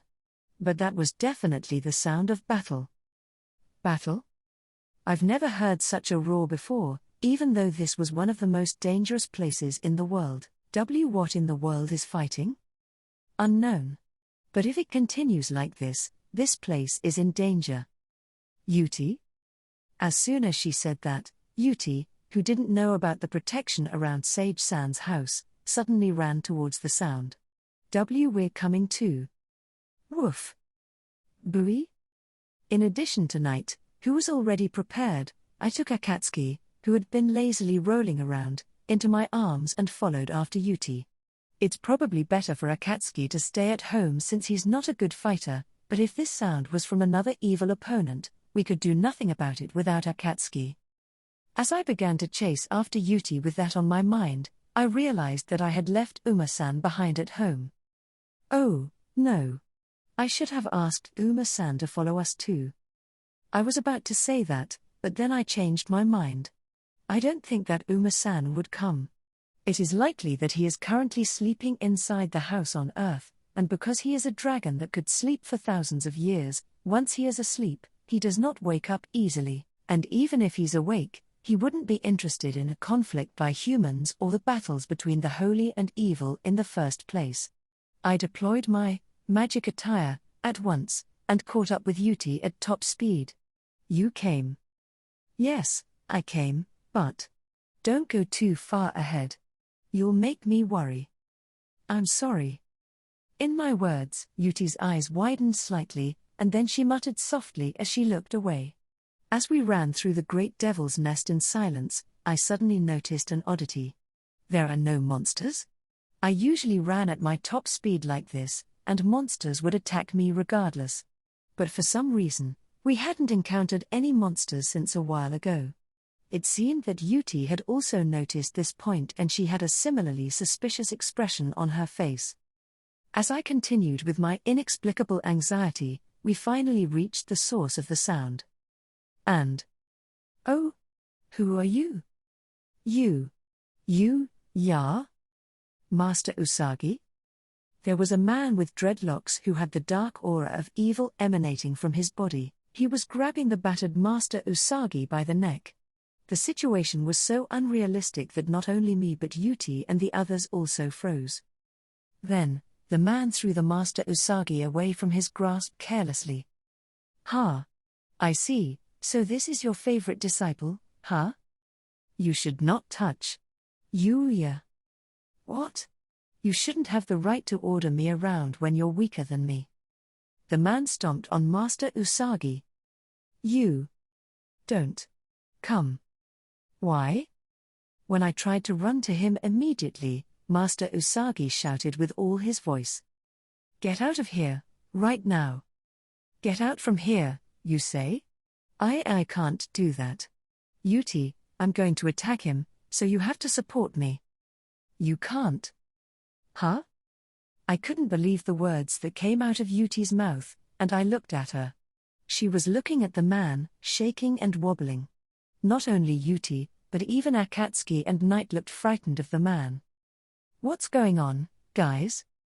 Yuuya, can't you see? He's dangerous. It's nothing compared to Master, the Kicking Saint, or any of the others. He's a monster. Monster, you said? When I was utterly confused by Yuti's words, the man snorted, looking down at me. Ha!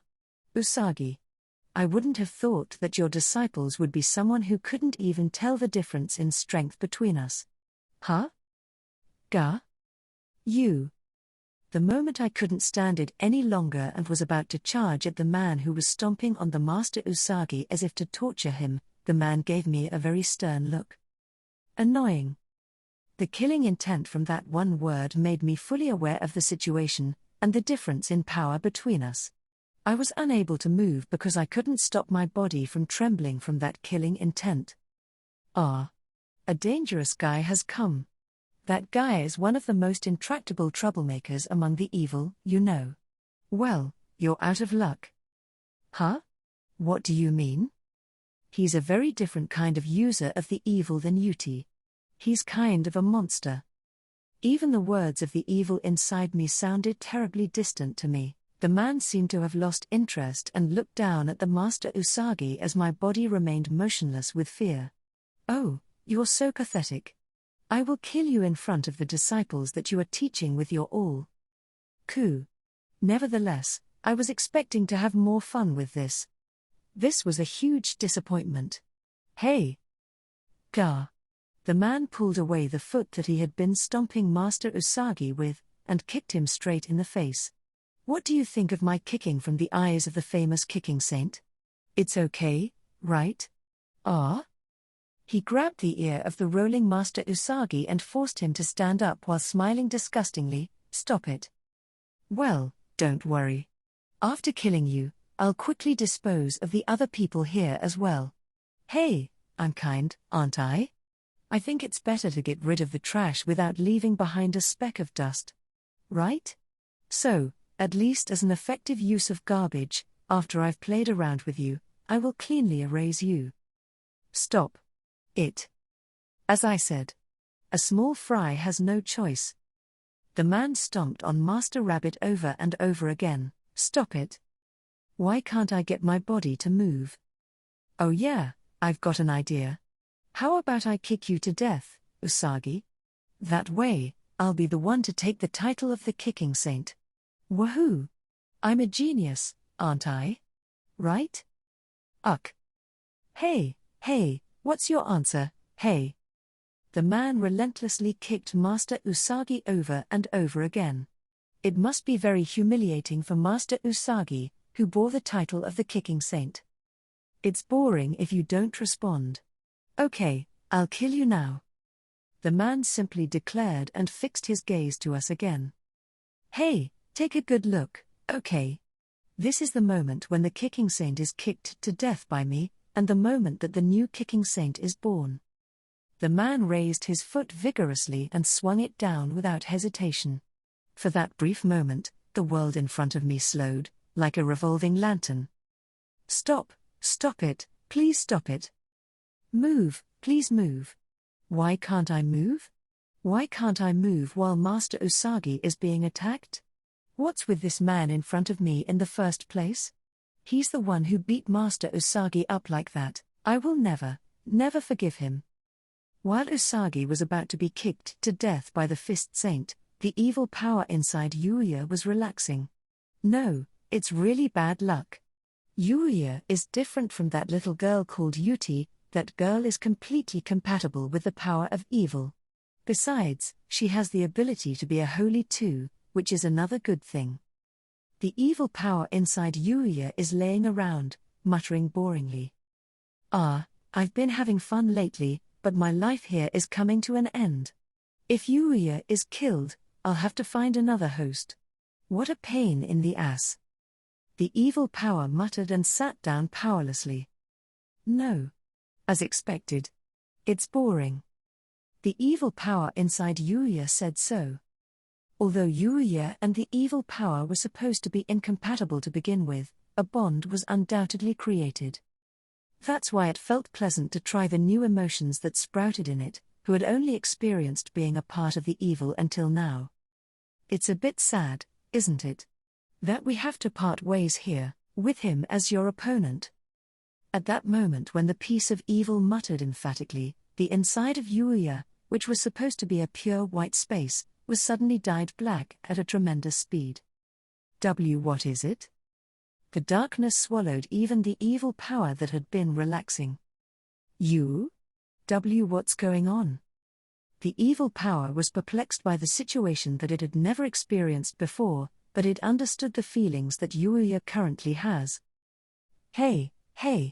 I've never seen anything like this in my life, not even in Yuti. What's with this pitch-black soul? On top of that, the evil power smirked at the darkness of Yuuya, as it was trying to sink itself even deeper into the depths. Well, that's fine, Yuuya. Normally, I would have taken over you at this point, but this time I'll lend you my power and you can use it to your advantage. In return. And the red eyes of the evil power glowed suspiciously. I won't forgive you if you lose. Part 2. Farewell, Usagi Eai. The Fist Saint's kick was swung down with great force. Although he was not an expert at kicking, the Fist Saint's kick was still filled with terrifying power. Not only Yuti, but Knight and Akatsuki were also unable to move due to the killing intent and intimidation from the Fist Saint. Everyone expected this to be the end of Usagi's life just like that. But Yuuya? Outside of everyone's expectations, Yuuya intervened by stepping in between Usagi and the Fist Saint, and stopped the kick with his bare hands. Moreover, the aura of evil was overflowing from Yuuya's body much like the Fist Saint. While Yuti and the others were surprised by this sudden turn of events, the Fist Saint became grumpy at once. Hey, you bastard! Know your place, small fry. Who permitted you to touch me? Ooh? And then he kicked out with his other foot, trying to knock away Yuuya, who was holding onto his foot. However, Yuuya dodged the attack while releasing the leg of the Fist Saint. What? Yuuya turned his back on the Fist Saint and hugged Master Usagi, as though the Fist Saint did not exist. Oh oi! You bastard! What are you doing? I said, what are you doing? I'm asking you. Being ignored was something that hurt his pride, and the Fist Saint raised his fist while shouting. That fist instantly exceeded the speed of sound, and the shockwave surrounding it blew away the surrounding trees and ground as it approached Yuuya. But what? Yuuya stared emotionlessly at the attack and dodged it without difficulty. What's going on here? You bastard, did you hide your abilities until now? It's amazing. I'm filled with power. I feel like I can destroy everything in this world. Ignoring the existence of the Fist Saint, Yuuya was immersed in his own world. The Fist Saint could not hide his anger, but the anger quickly turned into a ferocious smile. Ha ha ha. It's good, it's excellent. I think I can have a lot more fun with you than with that rabbit. I don't know how long you can keep up with that attitude, but don't let me down. The Fist Saint made his hands mimic the claws of a beast and moved them up and down as if clamping them together with great force. Eat him up, jaw. And then the air fangs attacked Yuuya as if they were going to devour him. Yuuya. Even in the face of such an attack, Yuuya didn't show any sign of evading, and Yuti shouted at him unconsciously. Like this? What? Yuuya recreated the exact same movement as the Fist Saint immediately. And then, from both of his hands, the air fangs were created, and they collided with the Fist Saint's attack. However, Yuuya's fangs were overwhelmingly larger, and the attack of the Fist Saint was easily swallowed up. Then it directly attacked the Fist Saint. In no way? When he avoided the attack, the ground and the trees disappeared as if the space had been hollowed out in the area where he had been standing. Don't kid around. Then, how about this? The Fist Saint stopped retreating, and closed into a distance that was his forte, and went on the offensive immediately. Tearing Sky Pierce, ha! It was a skill that could be called the special move of the Fist Saint, as it boasted the greatest destructive power with the least amount of movement, aimed at Yuuya from a very close distance. Moreover, normally, such a super-advanced skill should only be able to deliver a single attack, but the Fist Saint was different and could strike a series of these deadly blows. If one were to receive this skill, the body would be destroyed, not only the outside but also the inside, and the surrounding area would be littered with the resulting fragments. But like this? Yuuya was unamused and easily replicated the secret technique of the Fist Saint, and released all of them following the fist of the Fist Saint. And the result is...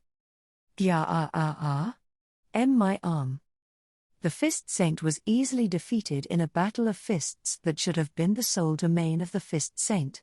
And the arm of the Fist Saint was shattered without a trace remaining. My arm. My arm. Why, how? Stop barking. Hi? This was the first time the Fist Saint realized that he was going to die.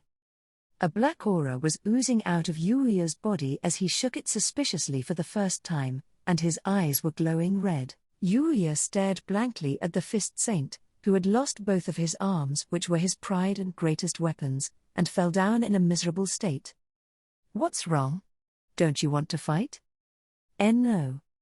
No? That's not acceptable. Yuuya immediately took out the complete recovery herb juice from the item box and sprinkled it carelessly on the Fist Saint. Then, the Fist Saint's arm, which should have been lost, miraculously grew back. What? Oh, my arm. What are you doing? Jaiwi. With his arms healed, the Fist Saint started to regain his composure, but Yuuya kicked him in the face without mercy. Gar. Why, you bastard? What's with those eyes? Those eyes, do not look down on me. The Fist Saint used a number of techniques on Yuuya. Still, all of them were instantly imitated by Yuuya and returned with more than twice the power.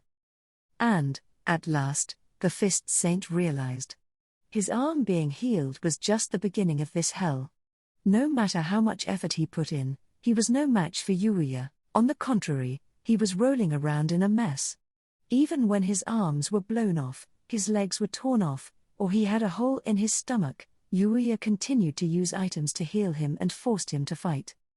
Yuuya kept on inflicting pain on the fist saint. "What the hell is this? What in the world is this?" said the fist saint in fear. "I don't want it." "Stop." "You don't want it." "Stop." "You wanted this, didn't you? You wanted to fight with the strong, right?" The fist saint indeed wanted to fight the strong, which was why he acquired the power of evil and began the hunt for the holy.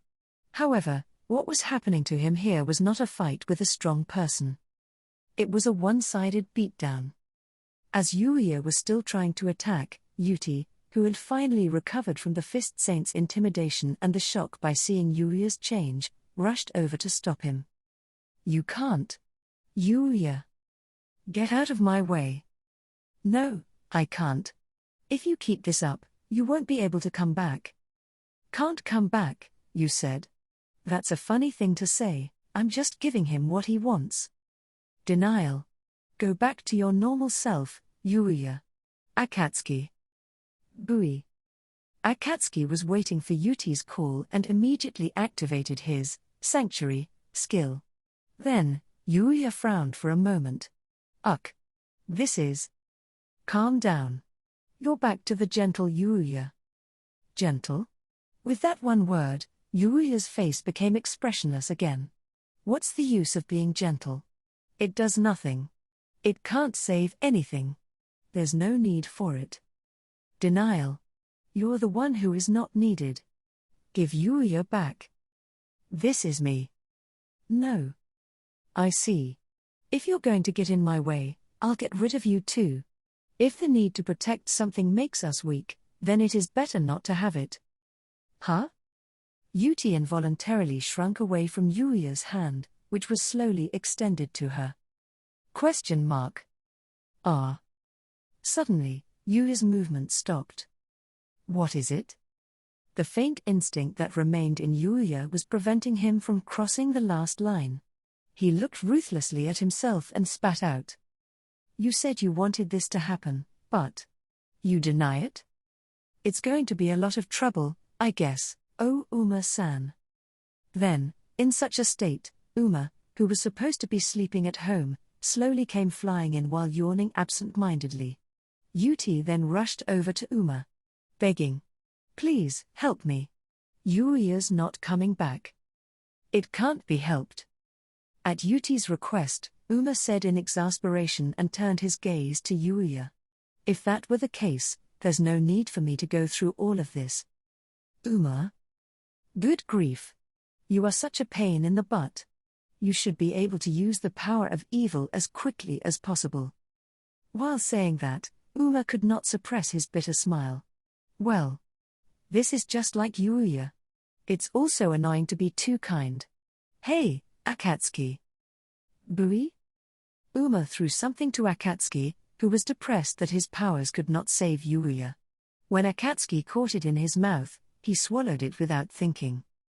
"Bui? Don't worry. It's the same pill I took." "The same as Uma?" "What, don't you remember? It was the pill of size change, wasn't it? Why did you give him that?" Uma grinned in response to Yuti's reasonable question. "It's definitely for getting bigger." "Eh? Here, Akatsuki. You have to turn bigger and use your skill." "Fugo?" Not knowing what to do, Akatsuki started to get bigger, as Uma directed. Then, as Akatsuki's body swelled up more and more, the surrounding trees and the others were buried in Akatsuki's hair. This is... As for Yuuya, he was buried in the encroaching hair. Akatsuki became super huge, just like Uma when they first met. At that moment, Akatsuki activated his sanctuary skill. Fugu. Akatsuki's sanctuary spread throughout the entire Great Devil's Nest, and a gentle light enveloped the surroundings. And then... it's so fluffy. The black aura had disappeared, and the usual Yuuya was smiling happily while being wrapped in Akatsuki's fur. Looking at the current Yuuya, the unapproachable atmosphere just a few moments ago disappeared. Even the Sanctuary S skill was no longer effective on Yuuya back then. Yuti was surprised by the fact that Yuuya returned in an instant, astonished. Why? It's simple. As Akatsuki's body grew, so did the effectiveness of his skills. Uma laughed, clearing his throat, and called out to the enlarged Akatsuki. Hey, Akatsuki. That's enough. Go back. Fugo. Bui.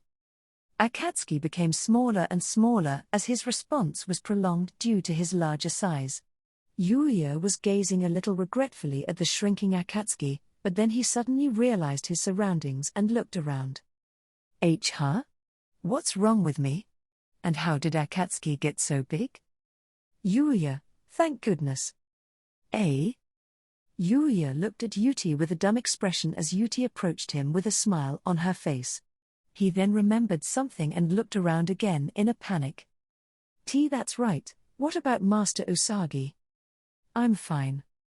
Master Usagi. In response to Yuuya's call, Master Usagi, who was supposed to be in shambles from the earlier fight, was standing and looked to be completely healed. Hey, Master Usagi. What happened to your wounds? That's because being so close to such a big pig, it's only natural that I would also receive the benefits of his skills. I'm glad to hear that. No, I have no idea what's going on. I'll explain it to you later. More importantly, what's that dragon? He wasn't there before, was he? Uma-san? Come to think of it, this is the first time for Master Usagi and Uma-san to meet, isn't it? When he mentioned once again that Uma-san had been tamed by Yuuya, Master Usagi held his head. What, you tamed a legendary dragon? Rather than that, is he really a being that can be tamed in the first place? He's literally the pinnacle of this world, living before we were created. I don't know. Even if you're telling me that. Humph, you're a lot different than you were before. You've caused trouble for Yuti and Akatsuki. Make sure you apologize. Why, yes. Yuuya, who has no memory of the time when the power of evil swallowed him, can only reply for the moment without understanding. Now, more importantly, where did the Fist Saint go? That's right. That guy. Yuuya remembered the existence of the Fist Saint, who the source of this event, and hurriedly looked around, but the Fist Saint was no longer around. It seems that Akatsuki's skills from earlier have also healed his wounds. Bui. According to Master Usagi's words, Akatsuki was unusually dejected when he realized that it was his own fault that the Fist Saint escaped. The Fist Saint was such a vicious being that even the slow-paced Akatsuki felt that he should not be allowed to run wild. Usagi put his hand on Akatsuki's head as if to comfort him. Don't be so depressed. There's nothing we can do about this. I'm not sure if I could have survived without your skill. Bui. Usagi's words were met with a small nod from Akatsuki. However, it was a fact that the Fist Saint had fled from the scene, and the atmosphere of Yuuya and the others darkened. Huh? Where's Uma-san? Yuuya suddenly noticed that he could not hear Uma's voice and looked around, but before he knew it, Uma's figure had disappeared. Prediction. He probably went home. I think he's sleeping. Yeah, he's sleeping. Agreement. He's probably not interested, huh? We are fighting like hell. I'm sorry about Uma-san. Yuuya was uncomfortable and apologized as they all headed home. Part 3. Ha. While Yuuya and the others were returning home, the Fist Saint, whose wounds had been healed by Akatsuki by accident, was desperately running through the Great Devil's Nest. Damn it. What's currently on the mind of the Fist Saint was the figure of Yuuya, who messed up the Fist Saint with overwhelming power. The Fist Saint had never known defeat, and he was a talented genius capable of absorbing all kinds of techniques. That's why he took this title from the previous Fist Saint within a year of becoming his apprentice. From then on, he became even more greedy for power. And his strength led to arrogance, and before long, he found himself not only seeking power but also looking for an opponent to put his acquired skills to use.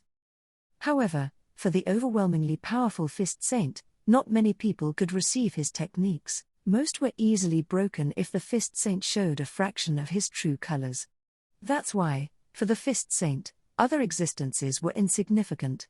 And now, that Fist Saint had been defeated without being able to put up any resistance. Even when he made full use of all the techniques he had acquired with his talent, and along with the power of evil, he still could not reach Yuuya. On the contrary, just as the former Fist Saint stole others' techniques and used them in a more perfected form to break their hearts, Yuuya did the same thing to him. It's also as if this result was natural.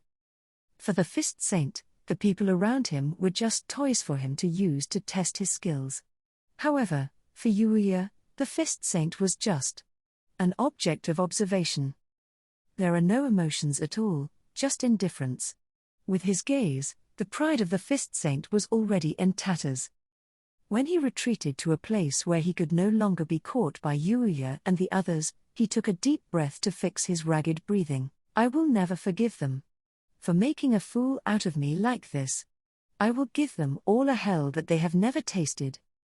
The Fist Saint, who vowed to take revenge on Yuuya and Usagi and everyone else, tried to leave the scene with staggering steps. Next. The next one is. Next one? Don't say anything crazy. What? Who is it? Suddenly, the response to his words put the Fist Saint in a fighting posture hurriedly. In the past, the Fist Saint would have been astonished by the fact if there were people who could move without his awareness, but now the Fist Saints had no time to mind about that. The owner of the voice appeared in response to the exhausted Fist Saint. What did you say before? The one who appeared before the Fist Saint was Uma, who was thought to have gone home to sleep. In front of Uma, an unfamiliar anxiety struck him, and he asked in an impatient tone. What did you say before, you bastard? Uma didn't seem to care as he approached the Fist Saint with his small body and grinned at him. You were saying something strange earlier. What? What do you mean by strange? Ah, yeah. It's about the next one. Huh. What's so strange about it? Next time. This time I didn't lose. I'm just retreating. Next time, I'll win for sure. The next time, I'm definitely going to win, and I'm going to give them all hell. I see. Uma laughed in amusement at the words of the Fist Saint. That's a very clever mindset you've got there. Do you think you'll be able to get home safely after fighting with my friends? What? Your friends? I'm not sure what you're talking about when you're just a little dragon. The next moment, Uma's body returned to its original size. What? In front of the huge dragon that suddenly appeared, the Fist Saint sat down on the ground, losing his composure. Just a little dragon, huh? I'm a dragon that has lived since the beginning of time, you know? No way. Since the beginning of time, you say? Are you saying that you are the legendary dragon? That should be just a fairy tale. Uma opened his mouth wide as he brought his face closer to the Fist Saint, who looked up at him dumbly. There is no next time for you. This is where it ends. His words did not last. Uma chewed and swallowed the food in his mouth. Then he frowned. It's not good. After eating Yuuya's food, my palate has become much more discerning. I have become a so-called connoisseur. While muttering that, Uma returned to his petite size and started to head back to Yuuya and the others as if nothing had happened. Well, I've worked hard today, and I'm going to ask Yuuya to make something delicious for me. I think hamburgers sound like a good idea. As Uma left, an air of peace was once again felt in the great devil's nest. What? At the World Disposal Ground, one of the three evil who had gathered there muttered in dismay. No way. How come, the presence of the Fist Saint? The presence of the evil that I gave to the Fist Saint is gone? The one who let out a voice of impatience there was the evil who gave power to the Fist Saint. It's also strange for me, The power that I gave to the disciples of the Bow Saint has been cut off too. In response to the impatient evil, another evil with a calm voice replied curiously. It's strange. It's not surprising if the disciple of the Bow Saint had died somewhere, but it's strange if the signs of the evil power disappear altogether. Above all, it is impossible for the presence of the Fist Saint, one of the few people who fit the criteria, to just disappear. That is true. The shadow alone is no longer enough to deal with the Fist Saint. For this reason, I was thinking of going there to drop a hand on it myself. In response to the evil's calm analysis, the first evil who opened his mouth answered so. But then, it's okay, isn't it? It means that there are no more troubles, right? Well, from a simple perspective, yes. But my opinion is not as positive. Why? Because it means that there are people who can compete with our power. It's too dangerous to let it go unchecked. Isn't that the holy?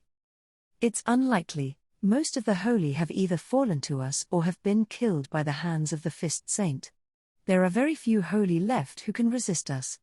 In addition to that, the only holy that can compete in terms of power and compatibility with the Fist Saint is probably the Sword Saint, who is the strongest of all the holy. Still, it is unlikely that the Sword Saint will be able to come out unscathed. The evil that said that continues to be abhorrent. That's why I can't let the person who killed the Fist Saint go free. Even if it's the Sword Saint, he is still a threat to us. What would you do? Are you going to kill him? Of course, we need to do that. But I see. In contrast to the polite tone of the evil, the dignified evil nodded once. Let's start a war against the rest of the holy. Really? It's not a lie, is it? The evil who laughs innocently couldn't control his enjoyment and asked excitedly. When? When are we going to kill them? How many of them will we kill? Is it all of them? Calm down, of course, we will kill as many as we can, but not all. If you want to come with us, you will need to accept that. Why? Of course, it's to enslave them. Slave? Yes. Our goal is to take control of the world, as we are the negative side of the world. In order to do that, we need to control the threats that can exist. Something like that? That's how it works. The innocent evil seemed to be somewhat depressed, but he quickly regained his composure. Well then, when will we begin the attack? Can I be the first? Yeah, okay. Those who are not here will not complain. Yay. If we're going to wage war against the holy, we can't just let the entity that killed the Fist Saint go free, can we? I think so. Well, there are many holy that have fallen to us as well. The number has already exceeded the holy that remains hostile to us. I don't think we can lose. While saying that, the evil stared at the sky, imagining the yet unknown one that defeated the Fist Saint. I don't know who you are, but you will not be able to stop us. And then the three of them disappeared from the place. Epilogue. While Yuuya and the others were fighting with the Fist Saint, Lexia visited the neighboring regal kingdom on official business. The regal kingdom and the Alceria kingdom had been building a friendly relationship for many years. Lexia, who was popular among the royal family members, was appointed as an ambassador for regular exchange. Usually, Owen would be present as a guard for Lexia. But with Luna, who was also a strong guard, Owen was now able to stay behind to guard Arnold, the king. The two of them arrived at the capital of the regal kingdom safely. They were immediately ushered into a noble room to meet with Royal, the Prime Minister of Regal, and August, the king. Well, you are as beautiful as ever, Lexia Summer. Ara, thank you. Luna was standing in the back and watching as Lexia smiled at Royal and August for their words. Good grief, what an outrageous wolf in sheep's clothing. Who is this person? Luna looked at Lexia, who was smiling and carrying on an amiable conversation, with a dumbfounded gaze. Luna knew that the real Lexia was not so ladylike since she was appointed as Lexia's bodyguard. But, if she can't switch between public and private like that, she might not be able to serve as a member of the royal family. While Luna watched the conversation between Lexia and the others with such thoughts in mind, August opened his mouth as if he remembered something. "Ah, come to think of it. I've heard that there's been a bit of a problem in the Alceria kingdom." "What is it?" "No, nothing. It's just a rumor, but it seems that the first prince, Rhaegar, has committed treason," August said, but his eyes seemed to have ascertained that the rumor was true. "Oh well. Royalty is such a pain in the ass. Searching one's mind in detail. Even though they are a friendly country, they will eat you up if you show them the slightest opening. If you're not careful, they're even scarier than the Dark Guild." As Luna suspected, although the Regal Kingdom and the Alceria Kingdom were on friendly terms, there were also many problems that they faced because they were neighbors, such as territorial disputes. Therefore, if they show even a small gap, the Regal Kingdom will exploit it, and they may be placed at a disadvantage. The first prince's attempt to assassinate the king has been suppressed on the surface by the king's secret orders, but even that is not perfect. Although the king and the first prince have now reconciled, there is still a possibility that other countries will take advantage of the first prince and encourage him to rebel. There is no guarantee that the Regal Kingdom might not be interested. We should not be too careless. While Luna was quietly analyzing this, Lexia smiled leisurely. "Ara, you know a lot, don't you?" "How?" Luna's eyes widened in surprise as she realized that Lexia was not hiding the incident. "Lexia, what are you thinking? Why would you show such an opening to the other side?" As Luna looked on in bewilderment, Lexia continued without hesitation. "However, my brother is. His Highness Rhaegar has completely reconciled with His Majesty. There is no longer any chance of His Highness committing treason. But that doesn't change the fact that he did rebel. That means that he was dissatisfied with the King of Alceria, doesn't it?" "Of course not, they are father and son. It was just a small quarrel between father and son." "You call an attempted assassination of the king as a father-son quarrel? Ara, what kind of assassination is that? His Majesty is still alive, and His Highness is fine.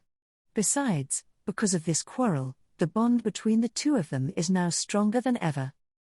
Royal was appalled while Lexia was unperturbed to any extent, but August laughed out loud, changing his serious expression. "Ha ha ha ha ha ha. You're sure an extraordinary girl to take it so positively. I'm glad to hear that you are enjoying yourself." "Yeah, I was satisfied, too. If you show any weaknesses, I will squeeze as much as I could out of you. I didn't think you'd take it as an advantage instead of a weakness." August laughed and then looked at Lexia again. "So, now is the time. I've got one other thing that caught my interest, and I'd like to hear it from you too." "A thing that has caught your interest?" "Yes. In the Alceria Kingdom, there is a valley where the legendary dragon is said to rest, right?" "Yes." "Is it true that the said legendary dragon has awakened?" Exclamation mark. Lexia and Luna did not yet know the information that August disclosed just now. "It seems that you did not know about it either." "Why, yes. Is the story true? Isn't the legendary dragon just a myth?" "Well, I guess that's the right response. Didn't you feel a tremendous shaking on the way here, Lexia Summer? It was like the whole ground was shaking. Come to think of it.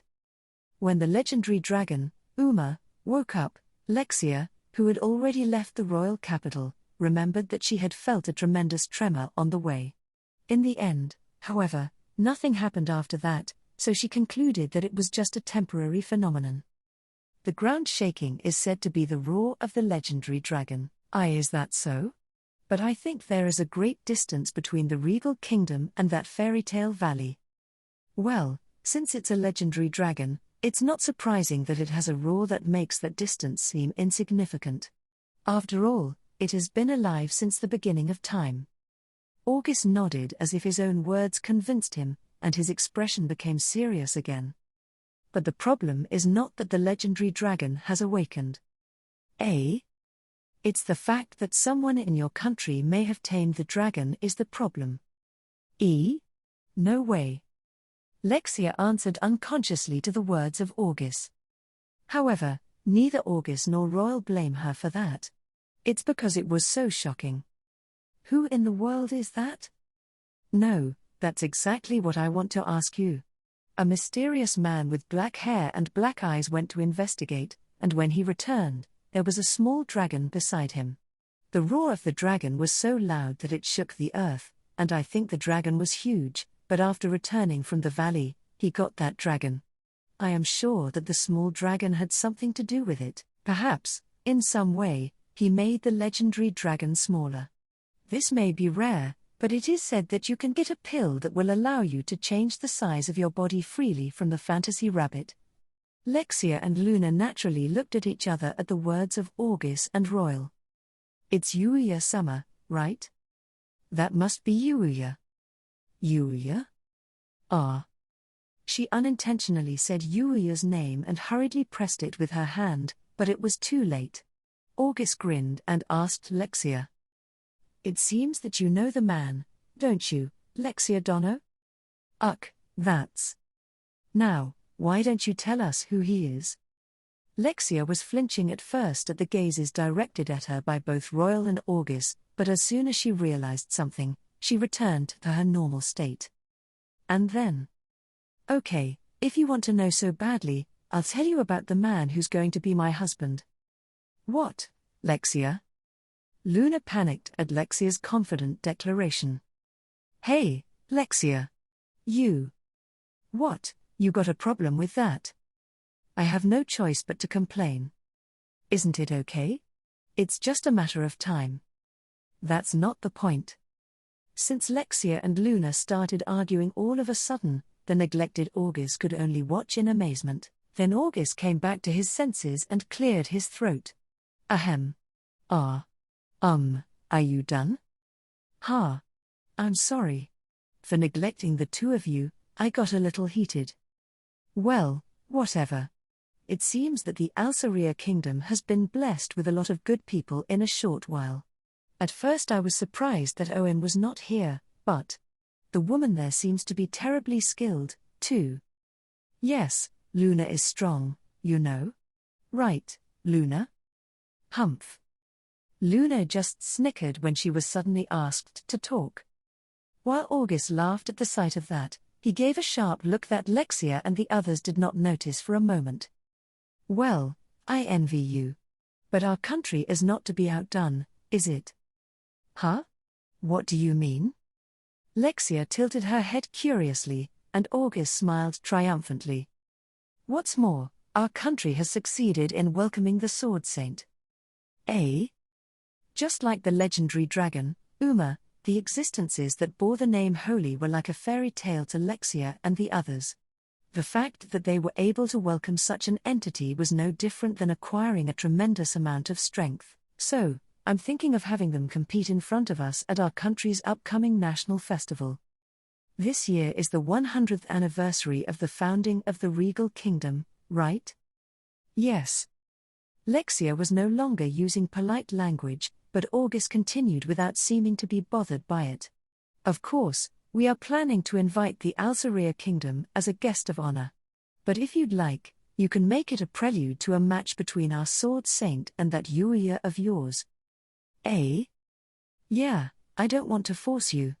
It's a matter of national prestige. It would be too much for him to take on the Sword Saint, wouldn't it? What did you say? Did I say something strange? This is the Sword Saint after all. You should know the outcome, don't you? Are you saying that Yuuya Summer will lose? Hey, Lexia. You don't need to. Luna, shut up.